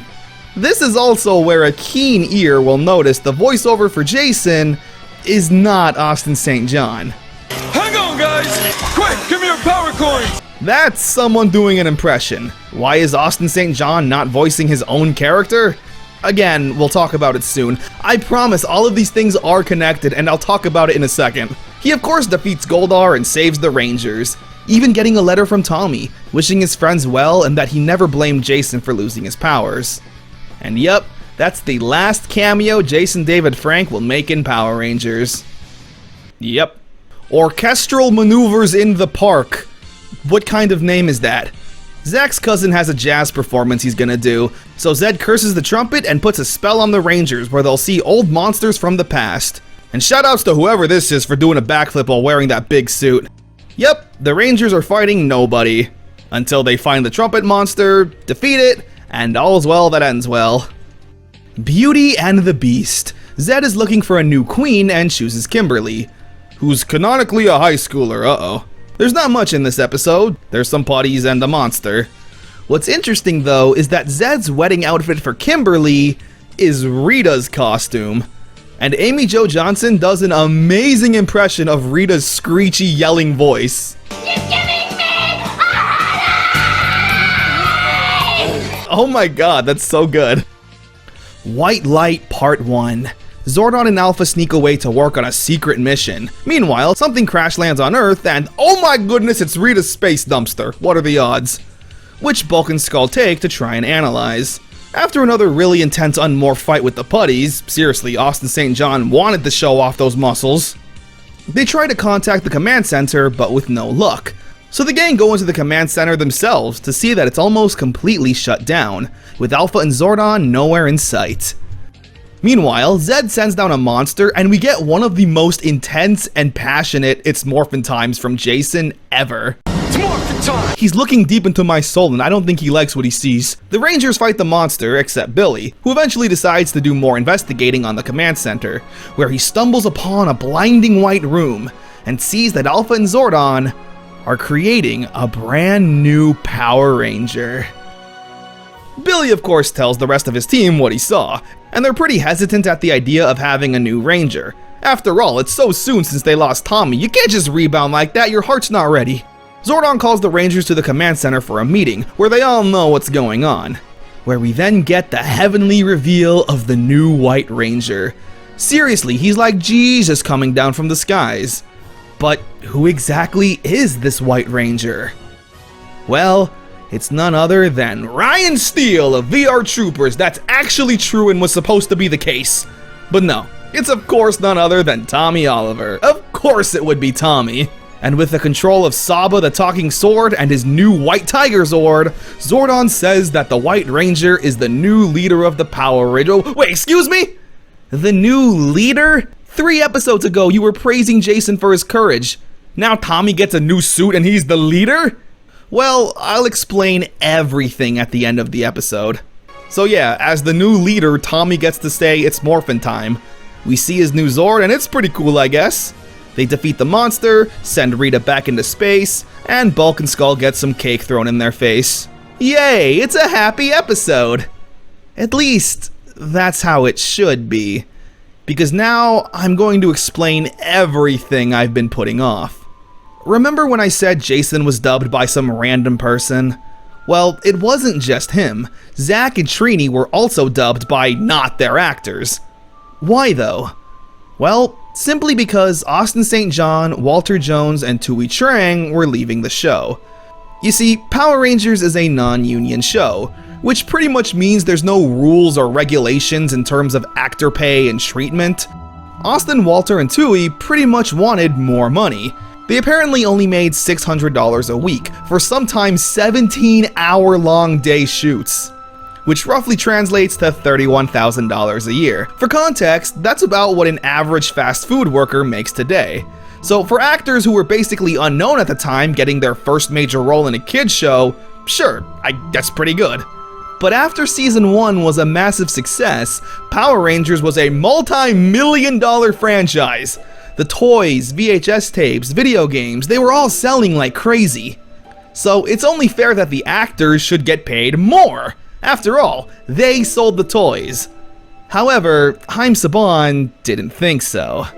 In an interview, Walter Jones stated that Saban told them that they were all replaceable, that it's the helmets that sell toys, essentially saying that the actors don't matter, and as long as the suit is on screen, kids will only care about that.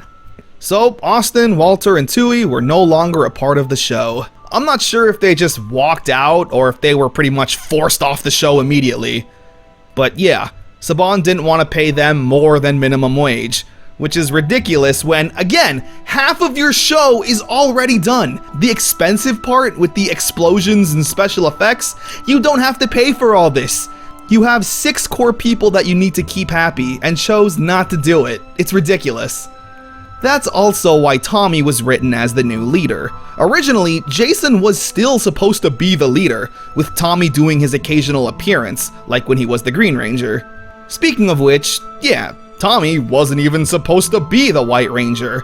That role was supposed to go to Brad Hawkins, who played Ryan in VR Troopers.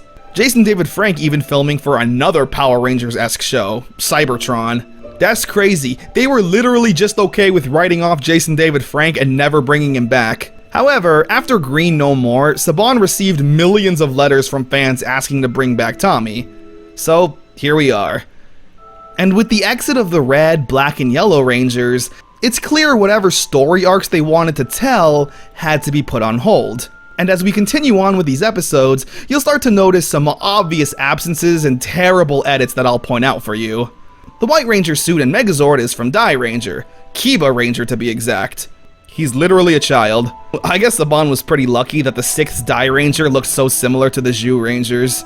Just one more little step to making the adaptation for Die Ranger easier on the writers. But for now, let's move on. 2 for 1. Tommy and Kimberly are on a date. How adorable. Look how cute and sweet they are. I hope they never break up. Lord Zed then has his first really stupid plan. He turns Kimberly's purse and lipstick into monsters. He's literally just doing this to ruin their date. There's no grander plan at work here. Maybe get some bitches and you'll be okay, Zed. It's kind of a slow episode, honestly. The purse monster manages to freeze Kimberly and Tommy. Well, great. I'm really impressed with this new White Ranger. He already needs saving. So Zack morphs out to help and literally immediately also gets frozen. We also get some more terrible Jason dubbing. Just listen to these 2 clips for comparison. Alright, lip syncer, time for the power of thunder! Let's show him the power of thunder! Tyrannosaurus Red Dragon Thunderzord power! Tyrannosaurus Red Dragon Thunderzord power! Anyway, Billy and Trini find a way to unfreeze everyone. Tommy fights the purse monster one-on-one and beats it. And once again, everyone lives happily ever after. Opposites attract. Billy creates a polarizer to learn about electromagnetic disturbances. Okay.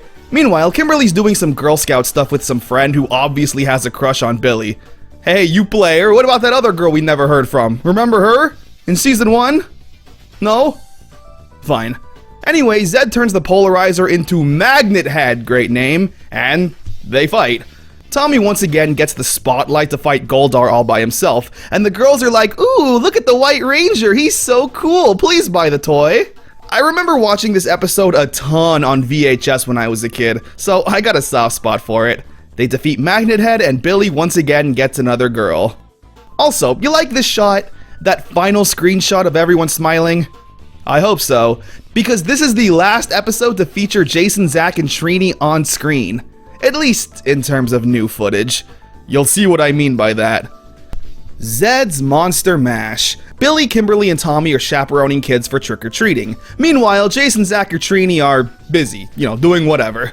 So to trap the White Ranger, the putties transform into kids, and even these costumes are better than Zed's evil Rangers. Anyway, the putties eventually ambush Tommy and he beats them up. I wish they still stayed in kid form though. Could you imagine grown-ass Tommy doing these kicks to a child? He ends up getting teleported to a cemetery where he needs to fight off the monsters from their past, including Pumpkin Rapper, my favorite. The Rangers eventually show up and they win the fight, saving Halloween from bad rhymes.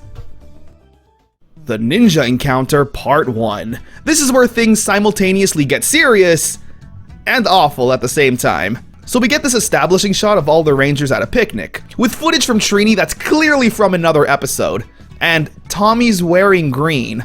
Already, things are confusing. These 3 punks end up harassing a guy and knock this stroller with an actual baby in it down the hill. And nobody tries to stop it? And the only people who do leap into action is Bulk and Skull. Yeah, this is the first time they actively have tried to do something good for no reward. The baby ends up being saved by Tommy, Kimberly, and Billy, as well as these 3 mysterious teenagers, Rocky, Adam, and Aisha. They're visiting from Stone Canyon High School and they're just such good kids, who happen to wear red, black, and yellow, but I'm sure that's nothing. Also, where were Jason, Zack, and Trini? You showed them at the picnic, how come they didn't try and help the baby? Anyway, the 3 Rangers show up to watch a ninja competition, and it goes on for way too long. But hey, look at that! The winners are Rocky, Adam, and Aisha. Who could have seen that coming? Zed is impressed and wants to turn them into his minions, so they get abducted and get taken to his evil cave, along with this baby's dad from earlier for some reason. What's important to note here though is that Bulk and Skull witness this and once again decide to leap into action and take care of the baby. A fun fact is that apparently this baby was Jason David Frank's real-life son. We also see why Tommy's wearing green. It's because Saban needed to reuse command center footage that had Jason, Zack, and Trini in it. And since Tommy was the Green Ranger for most of his run so far, they had to blend that in. It's so sad seeing these characters give incorrect reactions to information. Ninja Encounter Part 1 is pretty bad, honestly. We get 4 minutes of baby chasing, 4 minutes of ninja fighting, 4 minutes of Bulk and Skull shenanigans, and nothing else. Part 2 is much of the same. The Rangers need to save Rocky, Adam, and Aisha before they get brainwashed, but Zed sends down a monster and the entire episode is the Rangers dealing with that. The only interesting thing that happens here is that Aisha picks the lock and frees her friends, where they have a little fight with the putties and hold their own pretty well, but almost immediately Goldar just locks them back up. Great, no, I'm glad. The Ninja Encounter finale is pretty lackluster too. It's once again the Rangers fighting a completely different monster unrelated to the situation for the first half of the episode. They eventually do free Rocky, Adam, and Aisha, and altogether they fight the putties and stop Zed's plan.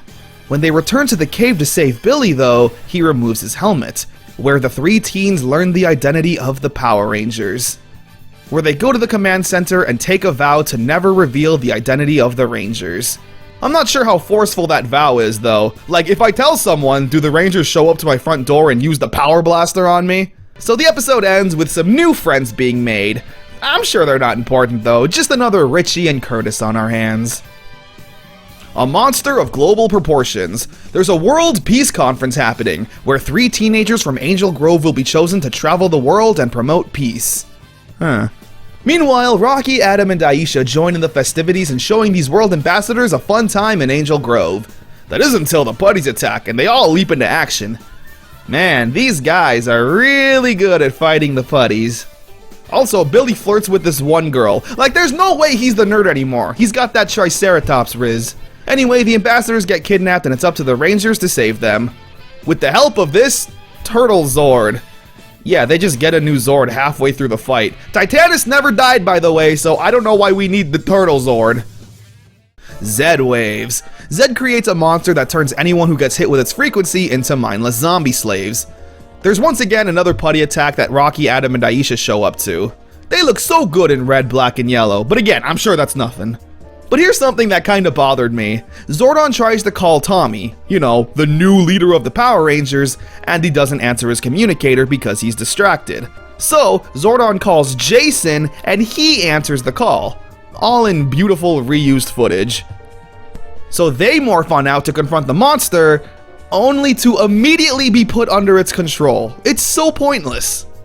Billy creates a device that'll undo the frequency, however, they all get overwhelmed, having the device be stepped on, as well as them turning into zombie slaves. Luckily, Rocky, Adam, and Aisha are teleported to the command center, and are all able to fix Billy's device, turning everyone back to normal and blowing up the monster. And with that, leads us here. The Power Transfer, Part 1. The 3 teenagers who will be going to Switzerland for the Peace Conference have been selected.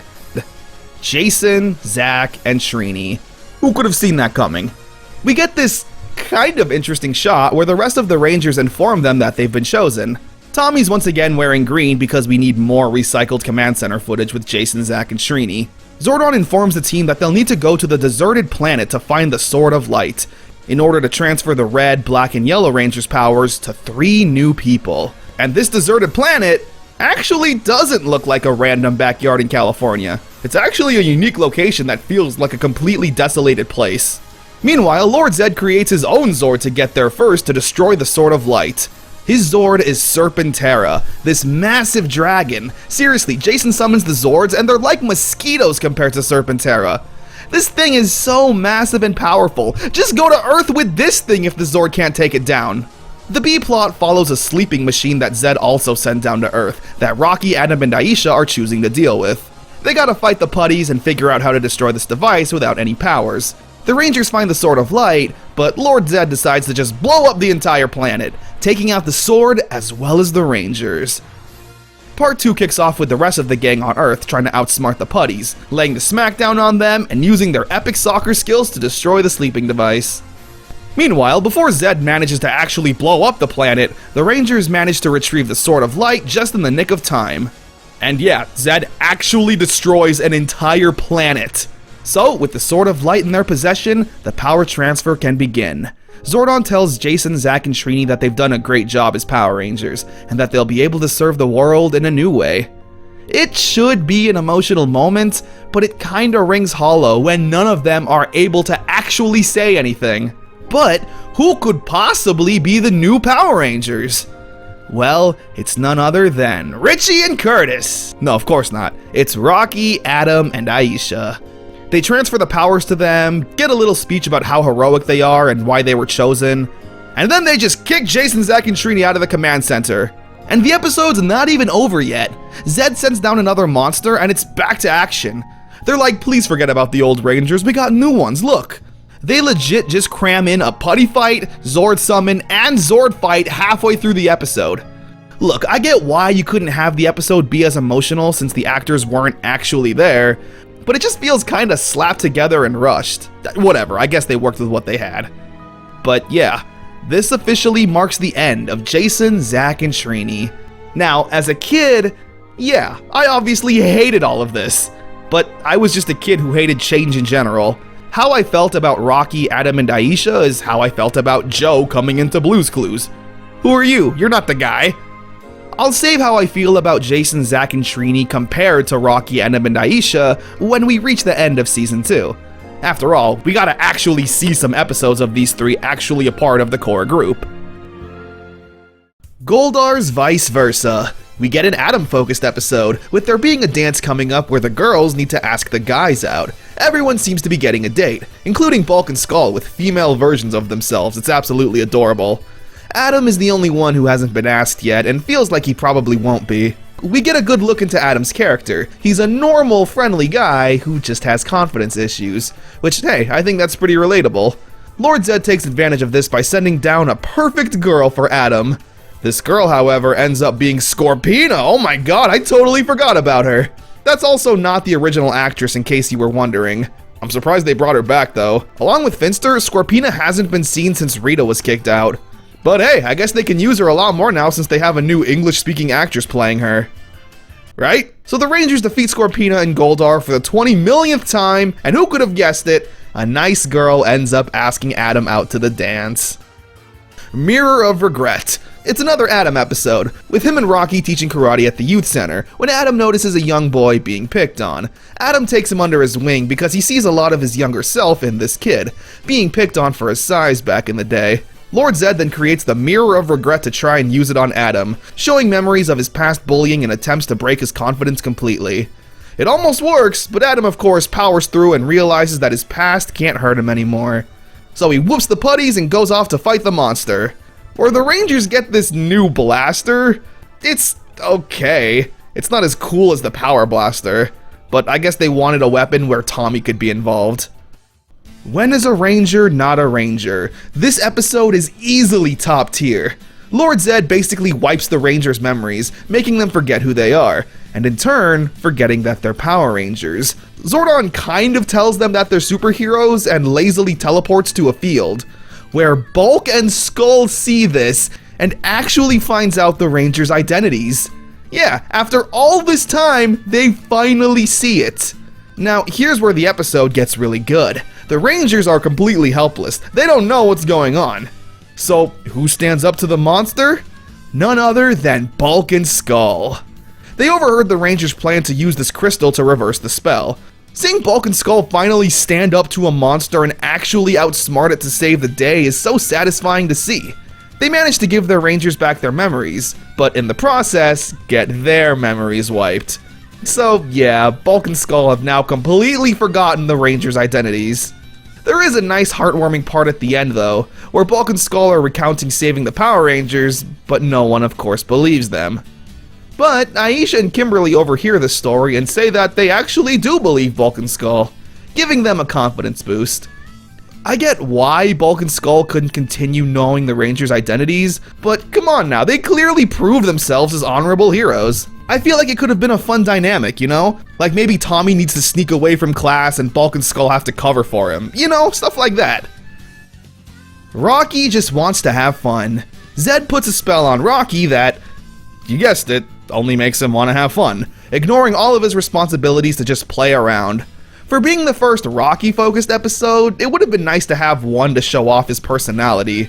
Like, Ernie gets this new pachinko machine and Rocky plays with it for a few seconds, and then Zed puts the spell on him. If Rocky's character is that he's a goofball and likes to play around, I wish they actually showed that off before putting a spell on him and making it an extreme, you know what I'm saying? This episode is also where that gif of the Red Ranger running around came from. Alpha manages to remove the spell from Rocky, and he saves the day, learning that there's a time for fun and a time for play. Although, again, before the spell was put on him, he was pretty responsible. Lights, camera, action. The Rangers come on a TV show to talk about the importance of exercise and good grades and stuff like that. This feels like something that we would see in real life, you know? The Power Rangers show usually teaches us that kind of stuff anyway. Why are they doing this in the form of an in-universe talk show? I don't know, it's kind of a weird premise for an episode. It's not that good, you can honestly skip it. Where there's smoke, there's fire. It's an Aisha-focused episode where we actually do get to learn about her character. Aisha gets chosen to be the volunteer fire safety expert. Yeah, whatever that means. At first she's doing good, looking out for safety hazards, but eventually goes on a power trip, bossing people around and telling them what to do in the name of fire safety. And when Lord Zed sends down a fire monster, Aisha takes it upon herself to fight it one-on-one, not working as a team and just going headstrong alone. Where she needs to learn the importance of teamwork and not doing everything by yourself. It's a good episode, honestly, I like it. Scavenger hunt. There's a scavenger hunt throughout Angel Grove, and Zed ruins it by turning one of the objects into a monster. Again, not one of his greatest plans, just interrupting a school scavenger hunt. That's about it, honestly. The Rangers gotta fight the putties, then they fight the monster, where they end up still managing to win the scavenger hunt. To be fair though, they were probably the only kids doing it. What high schooler is doing an extracurricular scavenger hunt? The Great Bukala Escape. An alien crash lands in Angel Grove. A Bukala, whose ship is powered by a powerful diamond that Lord Zed wants to power Serpentera. So the Rangers need to find a way to simultaneously fix the Bukala's ship, hide the diamond from Zed, and send the Bukala back home. Billy ends up befriending the Bukala and wants to learn more about space and the universe. That's some long time foreshadowing. It's a really good episode that doesn't really have any high school shenanigans. It's all about saving this alien and trying to outsmart Zed. Again, I like these kinds of episodes a lot more. Superhero stuff. Forever Friends. Aisha's friend from Stone Canyon is in town for a dance competition where, Kimberly is also taking part in, who is also now Aisha's best friend. Where the two girls are bratty with each other and they need to learn to share Aisha and maybe even become friends themselves. Oh, just what a happy ending. Yeah. Alright, let's move on. A real fish story. Rocky is being a lifeguard. Cool. Is it a Rocky-focused episode where we can learn about him? No. He's just kind of the focus. Lord Zed revives all of the past fish and water-related monsters. Because it's a lifeguard episode. It's alright, I guess. Again, I would have liked to learn something about Rocky, but hey, beating up fish is cool too. Rangers Back in Time Part 1. Lord Zed reverses time and turns the Rangers into children, where they don't have access to their powers or even really their memories. I'm not a fan of these kinds of episodes in live-action shows, because you now have to use actual children, and kids are usually terrible actors. The best part of the episode is near the end, where there's a putty fight and they need to use their children power to defeat them. Except for Tommy, who even as a kid can still whoop these putties. The Child Rangers get trapped in a picture where, again, none other than Bulk and Skull steal the picture to try and save the day. I'm not sure why this needed to be a two-parter. Alpha manages to create a device and turns the Rangers back into teenagers, where they defeat the monster and return everything back to the normal times. Cool! I hope the Power Rangers never turn into children again. Alright, next episode. The Wedding Part 1. Lord Zed goes offline, needing to do his 1 million year recharge. That's a recharge he needs to do every 1 million years. Meanwhile, Rita's space dumpster crash lands on the moon, and we see Finster for the first time since Rita was kicked out. He's sad that he doesn't get to create monsters anymore, but hey, what timing! Rita's back and Finster manages to bring her back to her original size. and she's got a devious plan up her sleeves.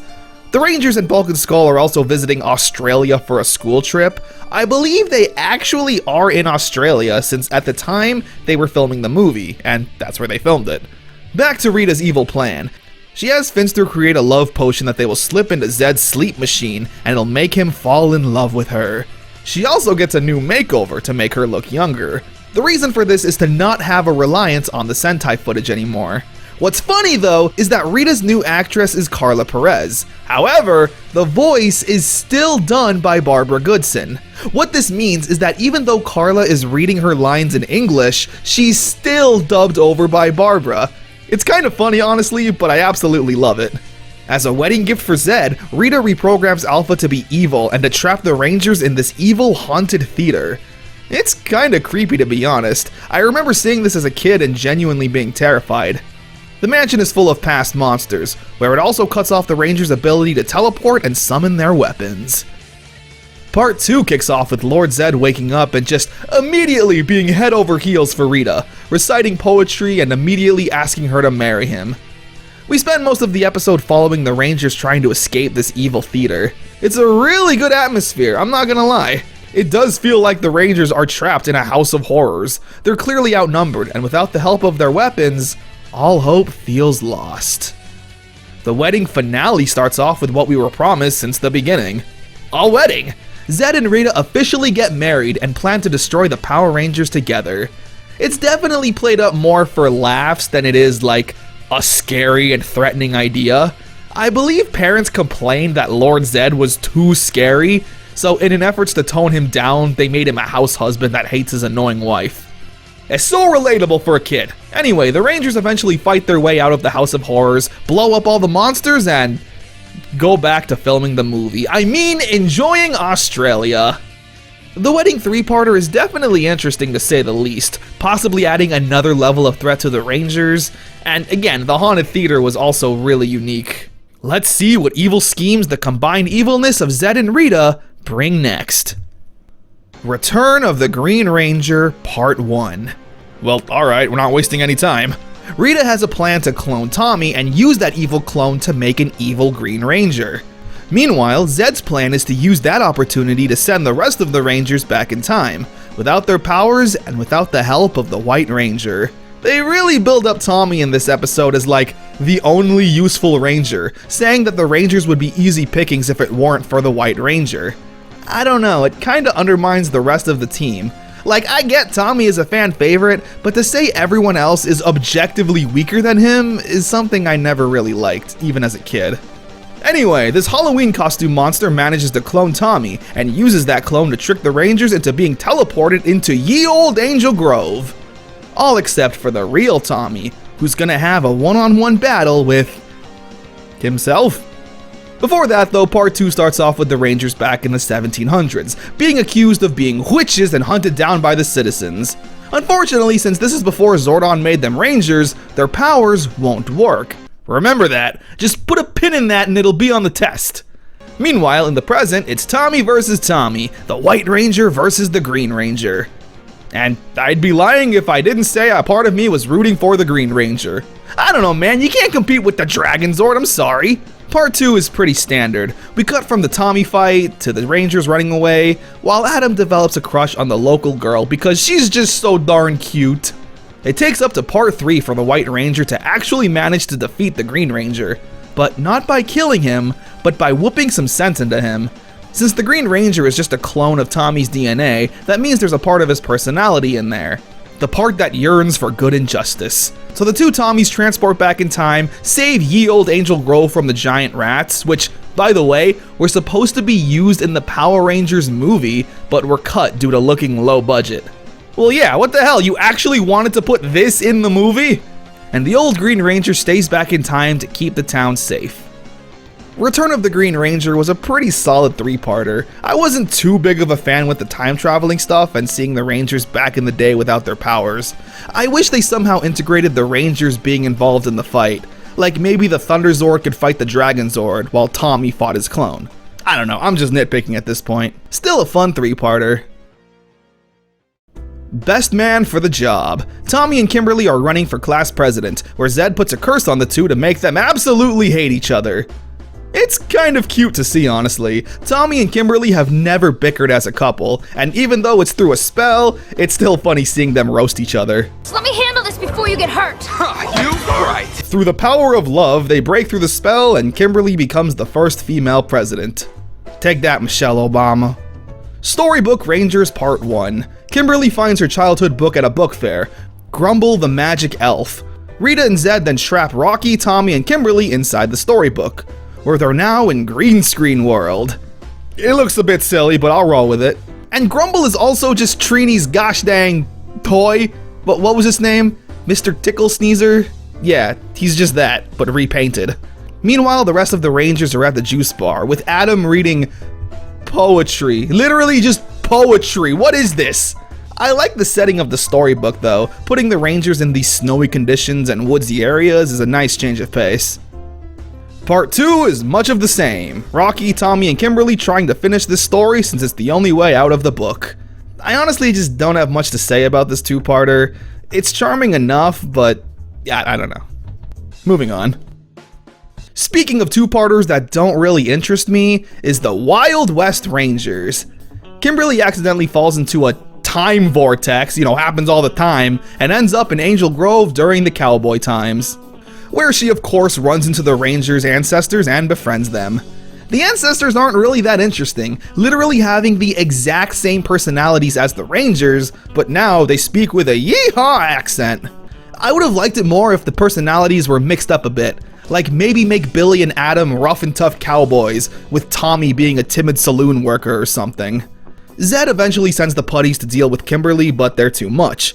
So, Kimberly finds the command center hundreds of years before they became Rangers and tells Zordon and Alpha that in the future, she will become a Ranger, but for now, she needs to borrow the power coins, which Zordon just gives her, turning our yeehaw teenagers into yeehaw Rangers. I do like the western flair on the suits, the tassels and neckerchief are cool. But remember back a few episodes ago, when the Rangers went back in time but couldn't morph because they technically weren't Rangers yet? How come the powers work now? I'm just saying. Anyway, Kimberly saves the cowboy town and returns back to Angel Grove. I don't know, it's an okay two-parter. This is just like the third time though that an episode involved the Rangers going back in time with time travel or something. And the final episode of Season 2, Blue Ranger Gone Bad. Zed and Rita clone Billy and make him evil. We've seen this before. Billy acts like a dick and the Rangers are like, dang, this sure is weird, it's never happened before. So they outsmart the fake Billy and save the day. It's pretty formulaic. Good guy acts like a dick until the team finds out what's wrong. But yeah, with that marks the end of Season 2. Unlike Season 1, I don't think Saban was worrying about the show coming to an end, which is why the finale is just a random filler episode. Plus, with the movie coming out soon, the Power Rangers franchise was once again flying high. Now that we also had some episodes with Rocky, Adam, and Aisha, what are my thoughts on them? Well, they're okay, I guess. In multiple interviews, Johnny Young Bosch, who played Adam, playfully joked that Adam was the background ranger. He never really did much apart from standing in the background and nodding his head. I called myself background ranger, Like if you watch any Power Rangers, you see these background extras walking around. They don't really say anything, but they're like at a table and they're like, that's kind of what I did, but I didn't do anything. I just stood there. Until it was like time to say, right. Let's do it. Which, yeah, is really funny because it's true. But it's not just Adam. Rocky and Aisha, hell, everyone apart from Tommy became a background character. They really made out Tommy to be the only competent ranger, with the core 5 just being there taking up space. Season 2 isn't bad by any means, it just could have been so much more. Again, I feel like Tommy's biggest strength was being a trump card. A force lurking in the shadows that would help the Rangers out of a bind, not so much as the leader. The Mighty Morphin Power Rangers movie also came out during the end of Season 2, however, I'm gonna save talking about it until early Season 3, and you'll see why. But yeah, let's just move on to Season 3, mainly because I want to talk about the movie. We're nearing the finish line, folks. with Season 3 not only being the shortest of the seasons, but also the final season of Mighty Morphin Power Rangers. Let's see where it takes us. We kick off Season 3 with a 3-parter. Now, this 3-parter is pretty interesting because its main purpose was to act as a backdoor pilot for another Saban project, The Masked Rider. A backdoor pilot, for those of you who don't know, is essentially a way of introducing a character or series through an already established one. For example, Breaking Bad. I didn't expect to talk about Breaking Bad in a Power Rangers video, but I digress. The show introduced Saul Goodman, the slimy and charming lawyer. He became so beloved that the network asked for his own show to be made. But here, we get introduced to the Masked Rider, a hero who lives on Edenoi, which is the planet Alpha is from. Alpha gets a distress call from their king, saying that there's a great evil threatening their planet. Edenoi is a pretty desolate planet. I'm surprised a technologically advanced robot like Alpha came from here. The Rangers get attacked by these cloaked figures. The figures are under the assumption that the Rangers are invaders, and their leader, known as the Masked Rider. They confront the Rangers and have a fight. That is until they do what all good guys do and talk things out. Realizing they're on the same side and retreat to a nearby cave, the Masked Rider reveals himself to be Dex, and we get a long history about his people and the power of the Rider. Again, since this is a backdoor pilot, they really want to establish the main premise of this new show to the audience. The B-plot has Bulk and Skull trying to impress some girls, saying that they'll show them to the Power Rangers. Another genius plan. The big baddie of Masked Rider is someone named Lord Dragon. You know, like dragon. Just like Rita, they're reused Japanese footage. So the Rangers and the Riders team up to fight the bad guys. I'll be honest, I'm not a fan of the Masked Rider's costume. He looks like a bug, like a beetle. But not the Beetleborgs, that's a different thing. The Masked Rider is from another series in Japan known as Kamen Rider. Super Sentai and Kamen Rider fall under the umbrella of Tokusatsu. The Masked Rider comes from the series Kamen Rider Black RX, which came out in 1988, which is why Dex's transformation looks a bit dated. So yeah, the Rangers help out Edenoi and return back to Earth. Meanwhile, the girls show up to see the Rangers, but instead just see Bulk and Skull, who once again get absolutely humiliated when the monster shows up. So the Rangers fight the monster in what seems to be American-made Megazord footage. Yeah, we get these cool down-below angles to really show off the Megazord's height. We've never seen anything like this up until this point. Kinda cool, honestly. A Friend in Need is a pretty good 3-parter. Again, never watching Masked Rider, I don't know if the show is even any good, but this is technically the first team-up in Power Rangers. I always like seeing the Rangers take on a new threat of monsters and villains, so this was pretty cool. I tried to watch a few episodes of Masked Rider for this video. It is just not for me. I have heard good things though about Kamen Rider Dragon Knight, which was another attempt by Saban to make Kamen Rider work in America. It was released in 2008, and people actually seem to like it. I don't know much about it apart from its kick-ass theme song. Listen to this! But with that, I think it's time we talk about the Power Rangers movie. Now this movie, I'll be honest, is not that great. Even as a kid, I wasn't super in love with it. But hey, an actual theatrical Power Rangers movie was coming out. And it's definitely one of the movies of all time. So we start off with the Rangers and Bulk and Skull jumping out of a plane. And already, I was bored as a kid. This scene goes on for like 5 minutes straight. And we're forced to listen to this Red Hot Chili Pepper song I don't really like. But okay, cool. They all eventually land and we can get down to business, right? Wrong! They then go on an epic rollerblading adventure for 5 more minutes and we listen to more licensed music. This time it's that free ride song, you know? Come on, let's take a free ride. Meanwhile, this construction crew dig up this giant evil looking egg. Zordon takes notice of this and informs the Rangers of the evil trapped within it. Its name is Ivan Ooze. He's a powerful wizard that a former group of heroes led by Zordon buried away. Unfortunately, Zed and Rita take notice of this and set him free. I like Ivan's design. It's pretty unique and scary, very reminiscent of Freddy Krueger, even being a total smartass. We're the Power Rangers. Woo! Where's my autograph book? He then summons the Oozlings, which are pretty creepy, and the Rangers gotta fight him. And I gotta be honest, This is one of the worst fight scenes in Power Rangers history.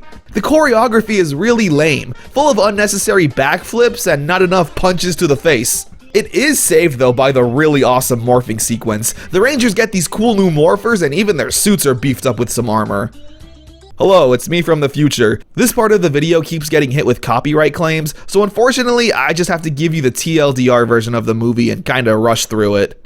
Ivan Ooze destroys the power chamber. Zordon is dying. The Rangers in turn lose their powers and travel to a distant planet to find the hidden powers. The Rangers get attacked by Tengu warriors, which are giant birds. They almost die until they're saved by Dulcia, a local warrior woman who is too sexy for this movie. She grants them temporary ninja powers. Rocky the Ape, Tommy the Falcon, Kimberly the Crane, Billy the Wolf, Aisha the Bear, and Adam, he's a frog. I'm a frog. Meanwhile, Ivan Ooze creates this ooze that when parents touch it, get hypnotized and become his slaves. The Power Rangers then fight a dinosaur. They almost die. And then they fight these Guardian Warriors. And once again, they almost die, but manage to defeat them, and they manage to receive their brand new powers. AKA their old powers. How come their suits are still dinosaur themed? Whatever. They go back to Angel Grove and Ivan has summoned 2 giant robots to destroy the city. So the Rangers summon their new Zords and fight him, where they take him up to space and blow him to bits. And then through the power of friendship, revive Zordon. Insert ending scene here. Also that one Van Halen song. You know the one. So yeah, sorry I had to rush through it, but essentially that was the Mighty Morphin Power Rangers movie. There's just not a lot going on. Even as a kid, I felt like that. It was technically a success, grossing $66 million on a $15 million budget, but critics and fans kinda weren't impressed overall. Honestly, it's a pretty okay watch today. I didn't have the urge to fast forward, and it's just goofy fun. But with that, let's continue on with Season 3. The Ninja Quest. An epic 4-parter. There's a reason I saved talking about the movie up until now, because the movie is not canon. However, they clearly liked a lot of aspects from the movie and wanted to integrate them into the show. So the Ninja Quest is essentially, we have the Mighty Morphin Power Rangers movie at home.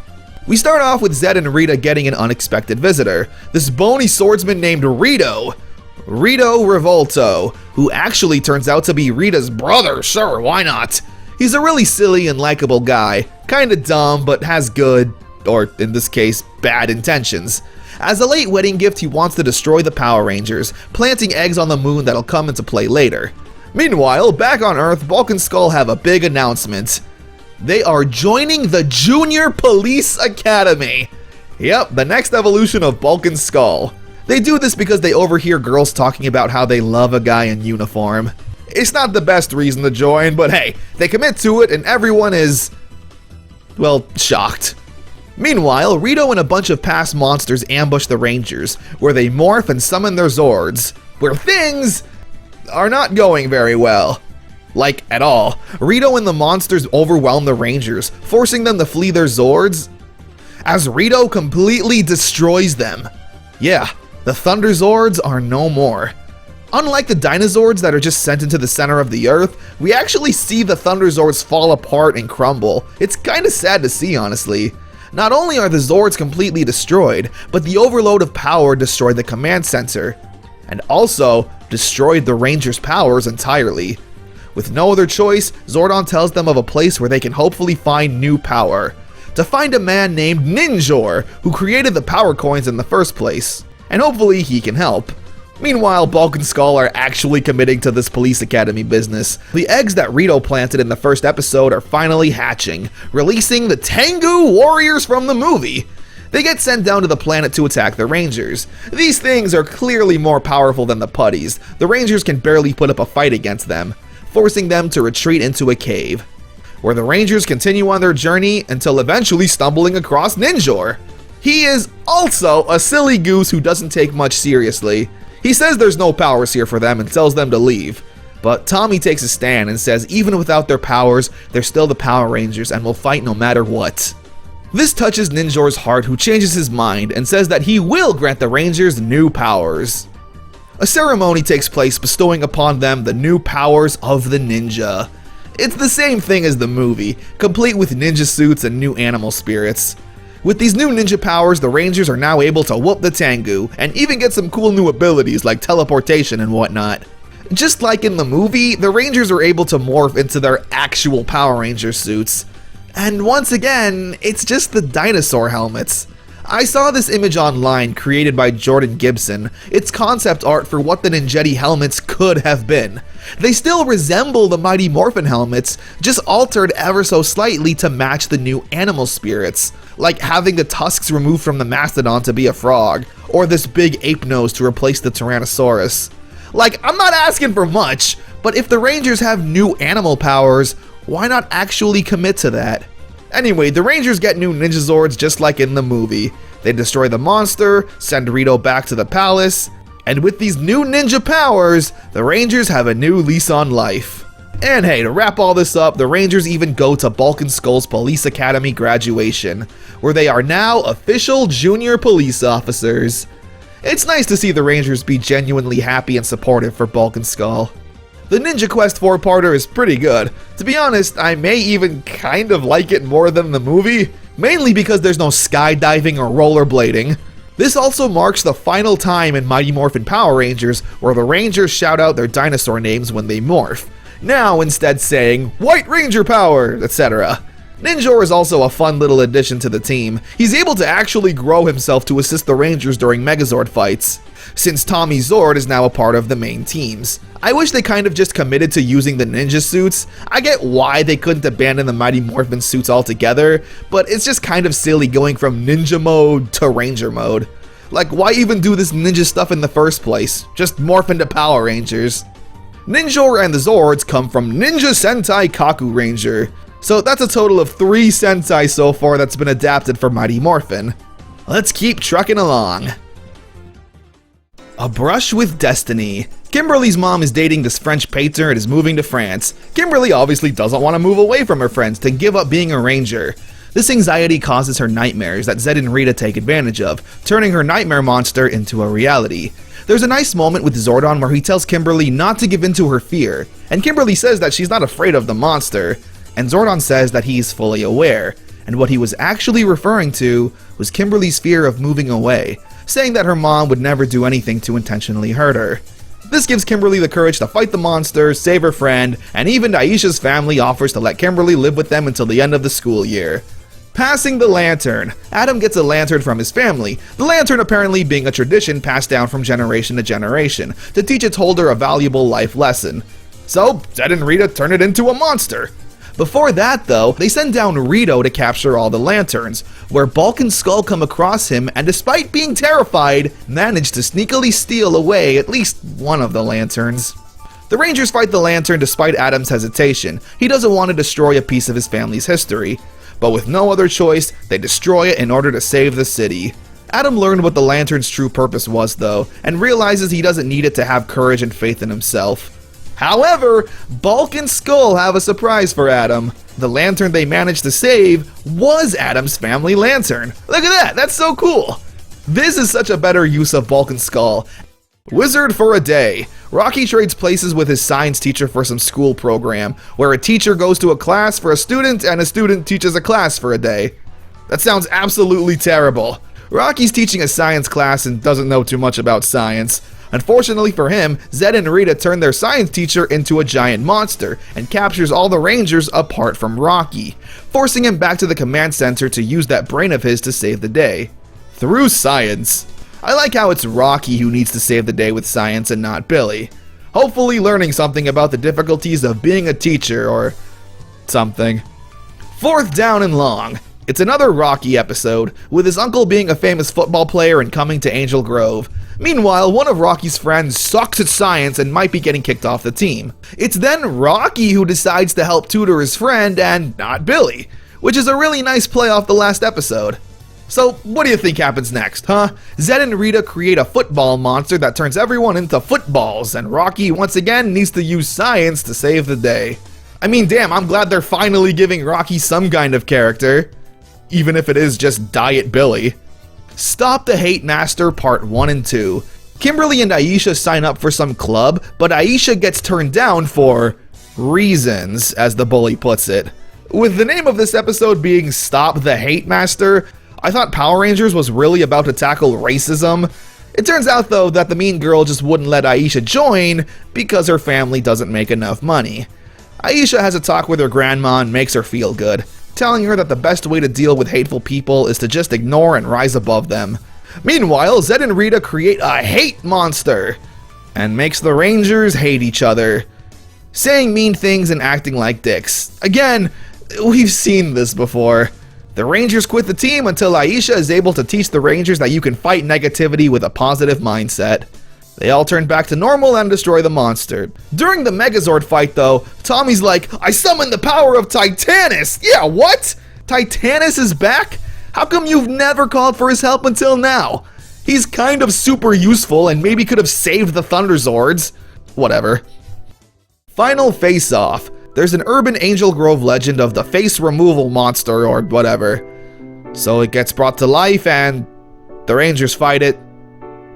This is a pretty nothing episode. The Potion Notion. Rita, of all people, uses the leftover of Rita's love potion to use on the citizens of Angel Grove, where once again Kimberly falls in love with Skull. This is the first time though Kimberly's been like sweetly in love with Skull. Usually she falls for him when she's under a curse and acts like a punk. It's a weird plan, because Zed didn't approve of it. He basically makes Finster go down to Earth and remove the spell. Where yeah, Skull is having a good time, and once the spell is off Kimberly, she's like, ew, gross, get away from me. Like dude, my heart can't take Skull being rejected like this. So the Rangers defeat the love potion monster and everyone goes to the Junior Police Academy dance, where we do actually get a sweet ending. Kimberly notices Skull by himself, and she feels bad that she treated Skull the way she did after the spell was removed from her. So she tries to cheer him up, saying that she's sorry and that they are indeed friends.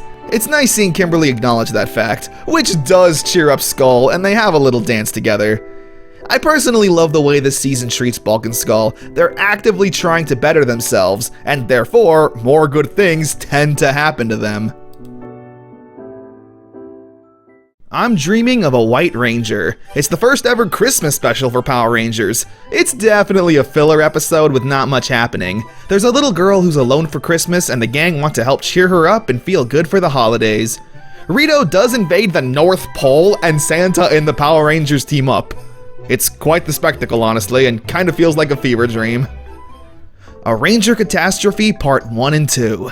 Kimberly and Aisha stumble upon this cute homeless cat they want to adopt. This cat, however, is no ordinary house pet, because it's actually a trap set up by Rita, controlling this young woman with mind control. Her name, funnily enough, is Cat. How perfect.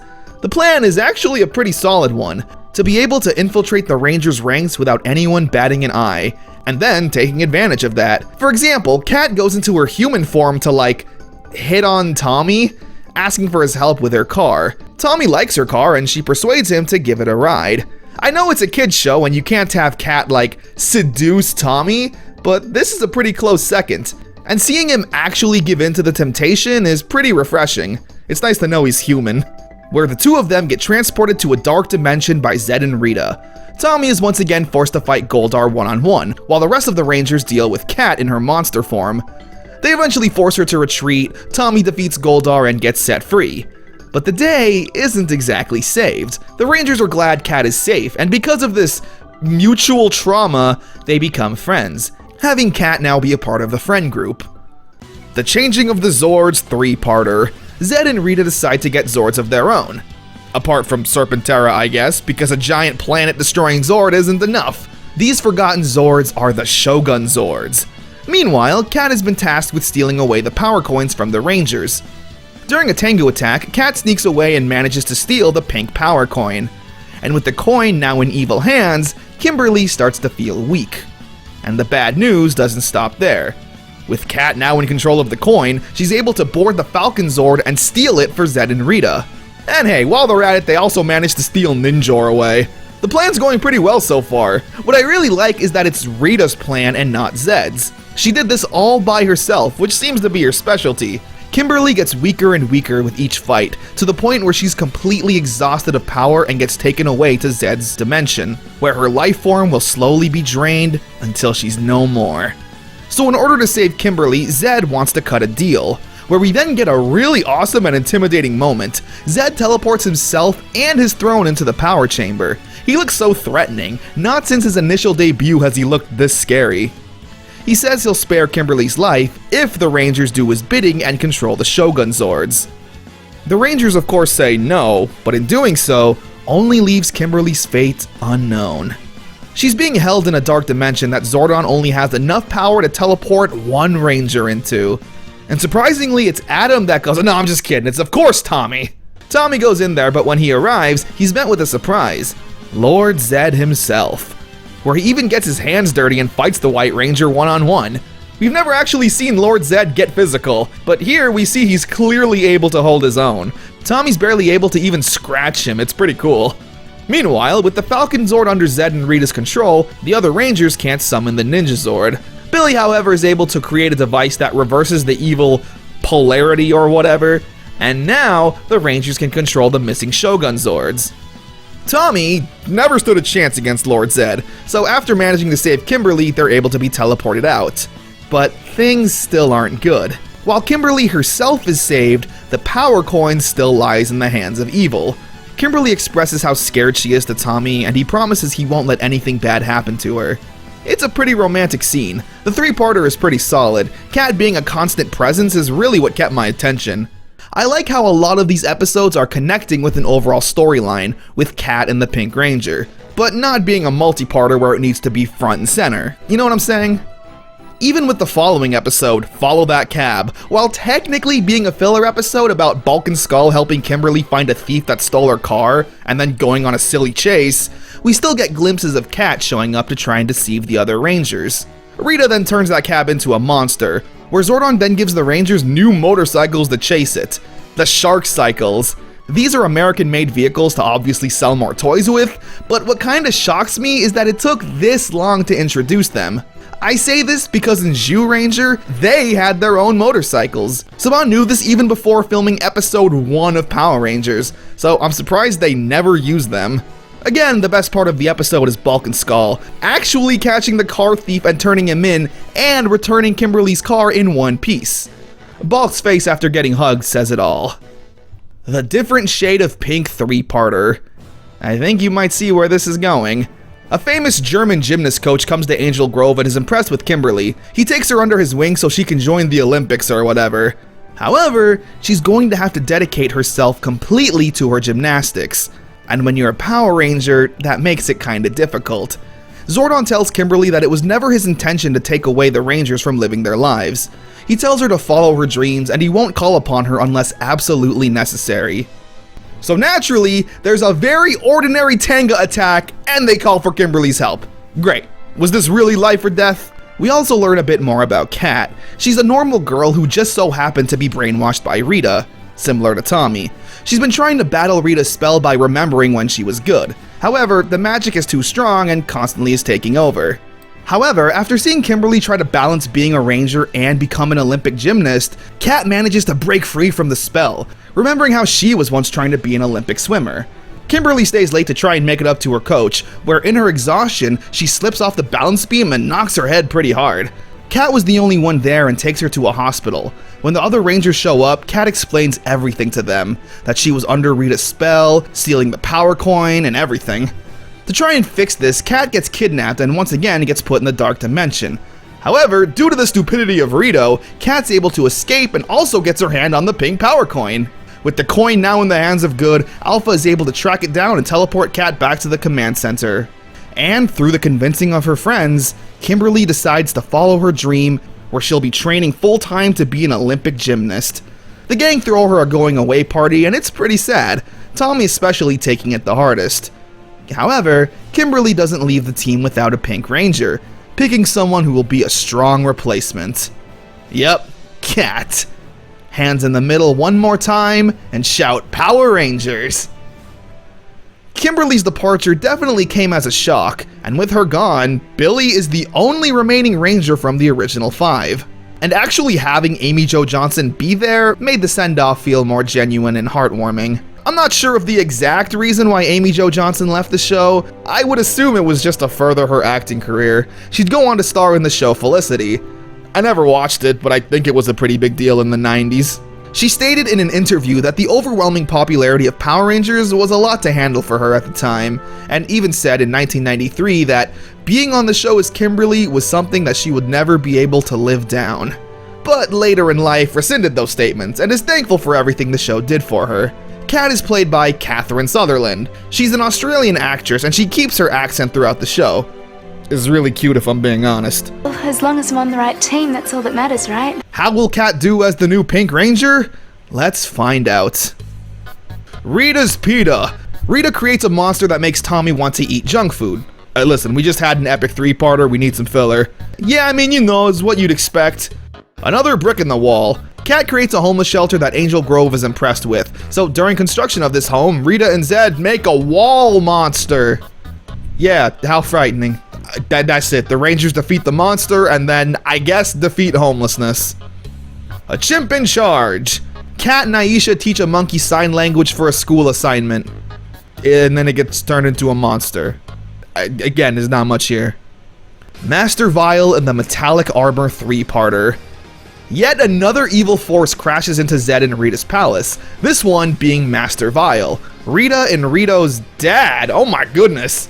Just like in Zed's debut, he's pissed off that the world hasn't been conquered yet, and decides to take action himself. His first plan of attack is to create an energy-stealing monster. He then links this monster to Ninjor. Zordon then informs the Rangers of something very important: the Zeo Crystal. The Zeo Crystal is an extremely powerful artifact. Master Vile is planning on stealing it and using it for himself.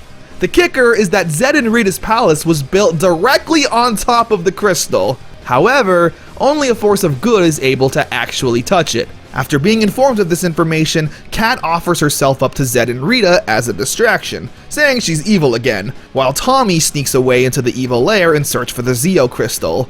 The lair plays tricks on your mind, but Tommy's able to power through them. When he attempts to grab the crystal though, it fights back a bit, with Tommy having flashbacks of being the Green Ranger and having that tiny bit of evil inside of him. Of course, it's not enough to stop him and he retrieves the crystal. But it doesn't really matter. Master Vile is too strong and manages to steal the crystal for himself, forcing the Rangers to retreat and regroup. I also forgot to mention the metallic armor the Rangers got. It's supposed to be a power-up mode, but you can't even notice it. Master Vile throws a party on Earth to celebrate his capture of it. However, the Rangers manage to sneak away and board the Ninja Megazord, where Master Vile hid the Zeo Crystal. They snatch it away and have a Megazord fight. With the Falcon Zord back in the Rangers' control, the Ninja Zord and Shogun Zord have a fight with Vile's energy-stealing monster. And with a giant Ninjor by their side, Master Vile enters the fray. It's a really intense fight, honestly. Megazord battles can sometimes feel slow, but here it's really fast-paced and chaotic. They manage to run off Master Vile, but not completely destroy him, saying he'll return. The Rangers realize the Zeo Crystal is way too powerful to risk having it fall into the wrong hands, so they shatter it into 5 pieces and hide them randomly throughout the universe, locations that even the Rangers themselves won't know. This was once again a really solid batch of episodes. The storytelling has gotten really mature and action-packed. Master Vile is an okay villain. He's not as threatening as I'd like. He still cracks jokes and acts a bit silly. Sound of Discordia. What, this sound? It's another filler episode with Aisha and Kat needing to practice a song for some school performances or whatever. It's not that important or interesting. But, do you know what this means? We have now reached the final episode in Mighty Morphin Power Rangers. Yeah, so sudden, only 1 episode left? Well, it's complicated, and I'll explain. For now though, we have Rangers in reverse. Master Vile returns, this time with a new powerful artifact, the Orb of Doom. The Rangers have their hands full, fighting off the Tengu, Rito, and Goldar. It all becomes too much, and Vile uses the Orb of Doom. With it, he turns everyone in Angel Grove into children. Which isn't a new concept, but yeah, the Rangers are now children, and the giant Zed and Rita are attacking Angel Grove. And then, that's it. The episode ends. That is the final episode of Mighty Morphin Power Rangers. Kind of a weird ending, right? A hell of a cliffhanger, but hey, the show had to end sometime. Well, no, of course the show just doesn't end right there. Because in order to finish Mighty Morphin Power Rangers, we have to enter a miniseries. This miniseries is canon and obviously necessary to continue on with the show. So, let's talk about Mighty Morphin Alien Rangers. Episode 1 immediately picks up where we left off, with the Rangers as kids completely helpless to the current situation. Due to having their power coins on them, the Rangers are able to retain their memories, as opposed to Bulk and Skull and everyone else who just assumes they're still kids. With Earth completely helpless, Zordon calls upon a team of alien Rangers from the planet Aquitar. The Equations are definitely unique. They need water at all times to stay alive, and since Aquitar is a water planet, I guess that makes them speak with a weird water effect over their voices. It's totally not annoying. We shall do everything in our power to come to your aid. Oh, but don't worry, that effect never goes away! The Equations are from Kaku Ranger, the same Sentai the Ninja Zords, Shogun Zords, and Ninjor are from. They don't really have any personalities or any other defining features. Now, the Alien Rangers miniseries is 10 episodes long, but I'm not gonna go over every single one. The Alien Rangers aren't that interesting. They're just there so we can get fight scenes. When the Child Rangers get involved, it's really not that good either. It's your typical Home Alone shenanigans. There's literally a part where Kat stands on Tommy's shoulders and they wear an overcoat pretending to be an adult. And since the child actors are once again terrible, I want to spend as little time with them as possible.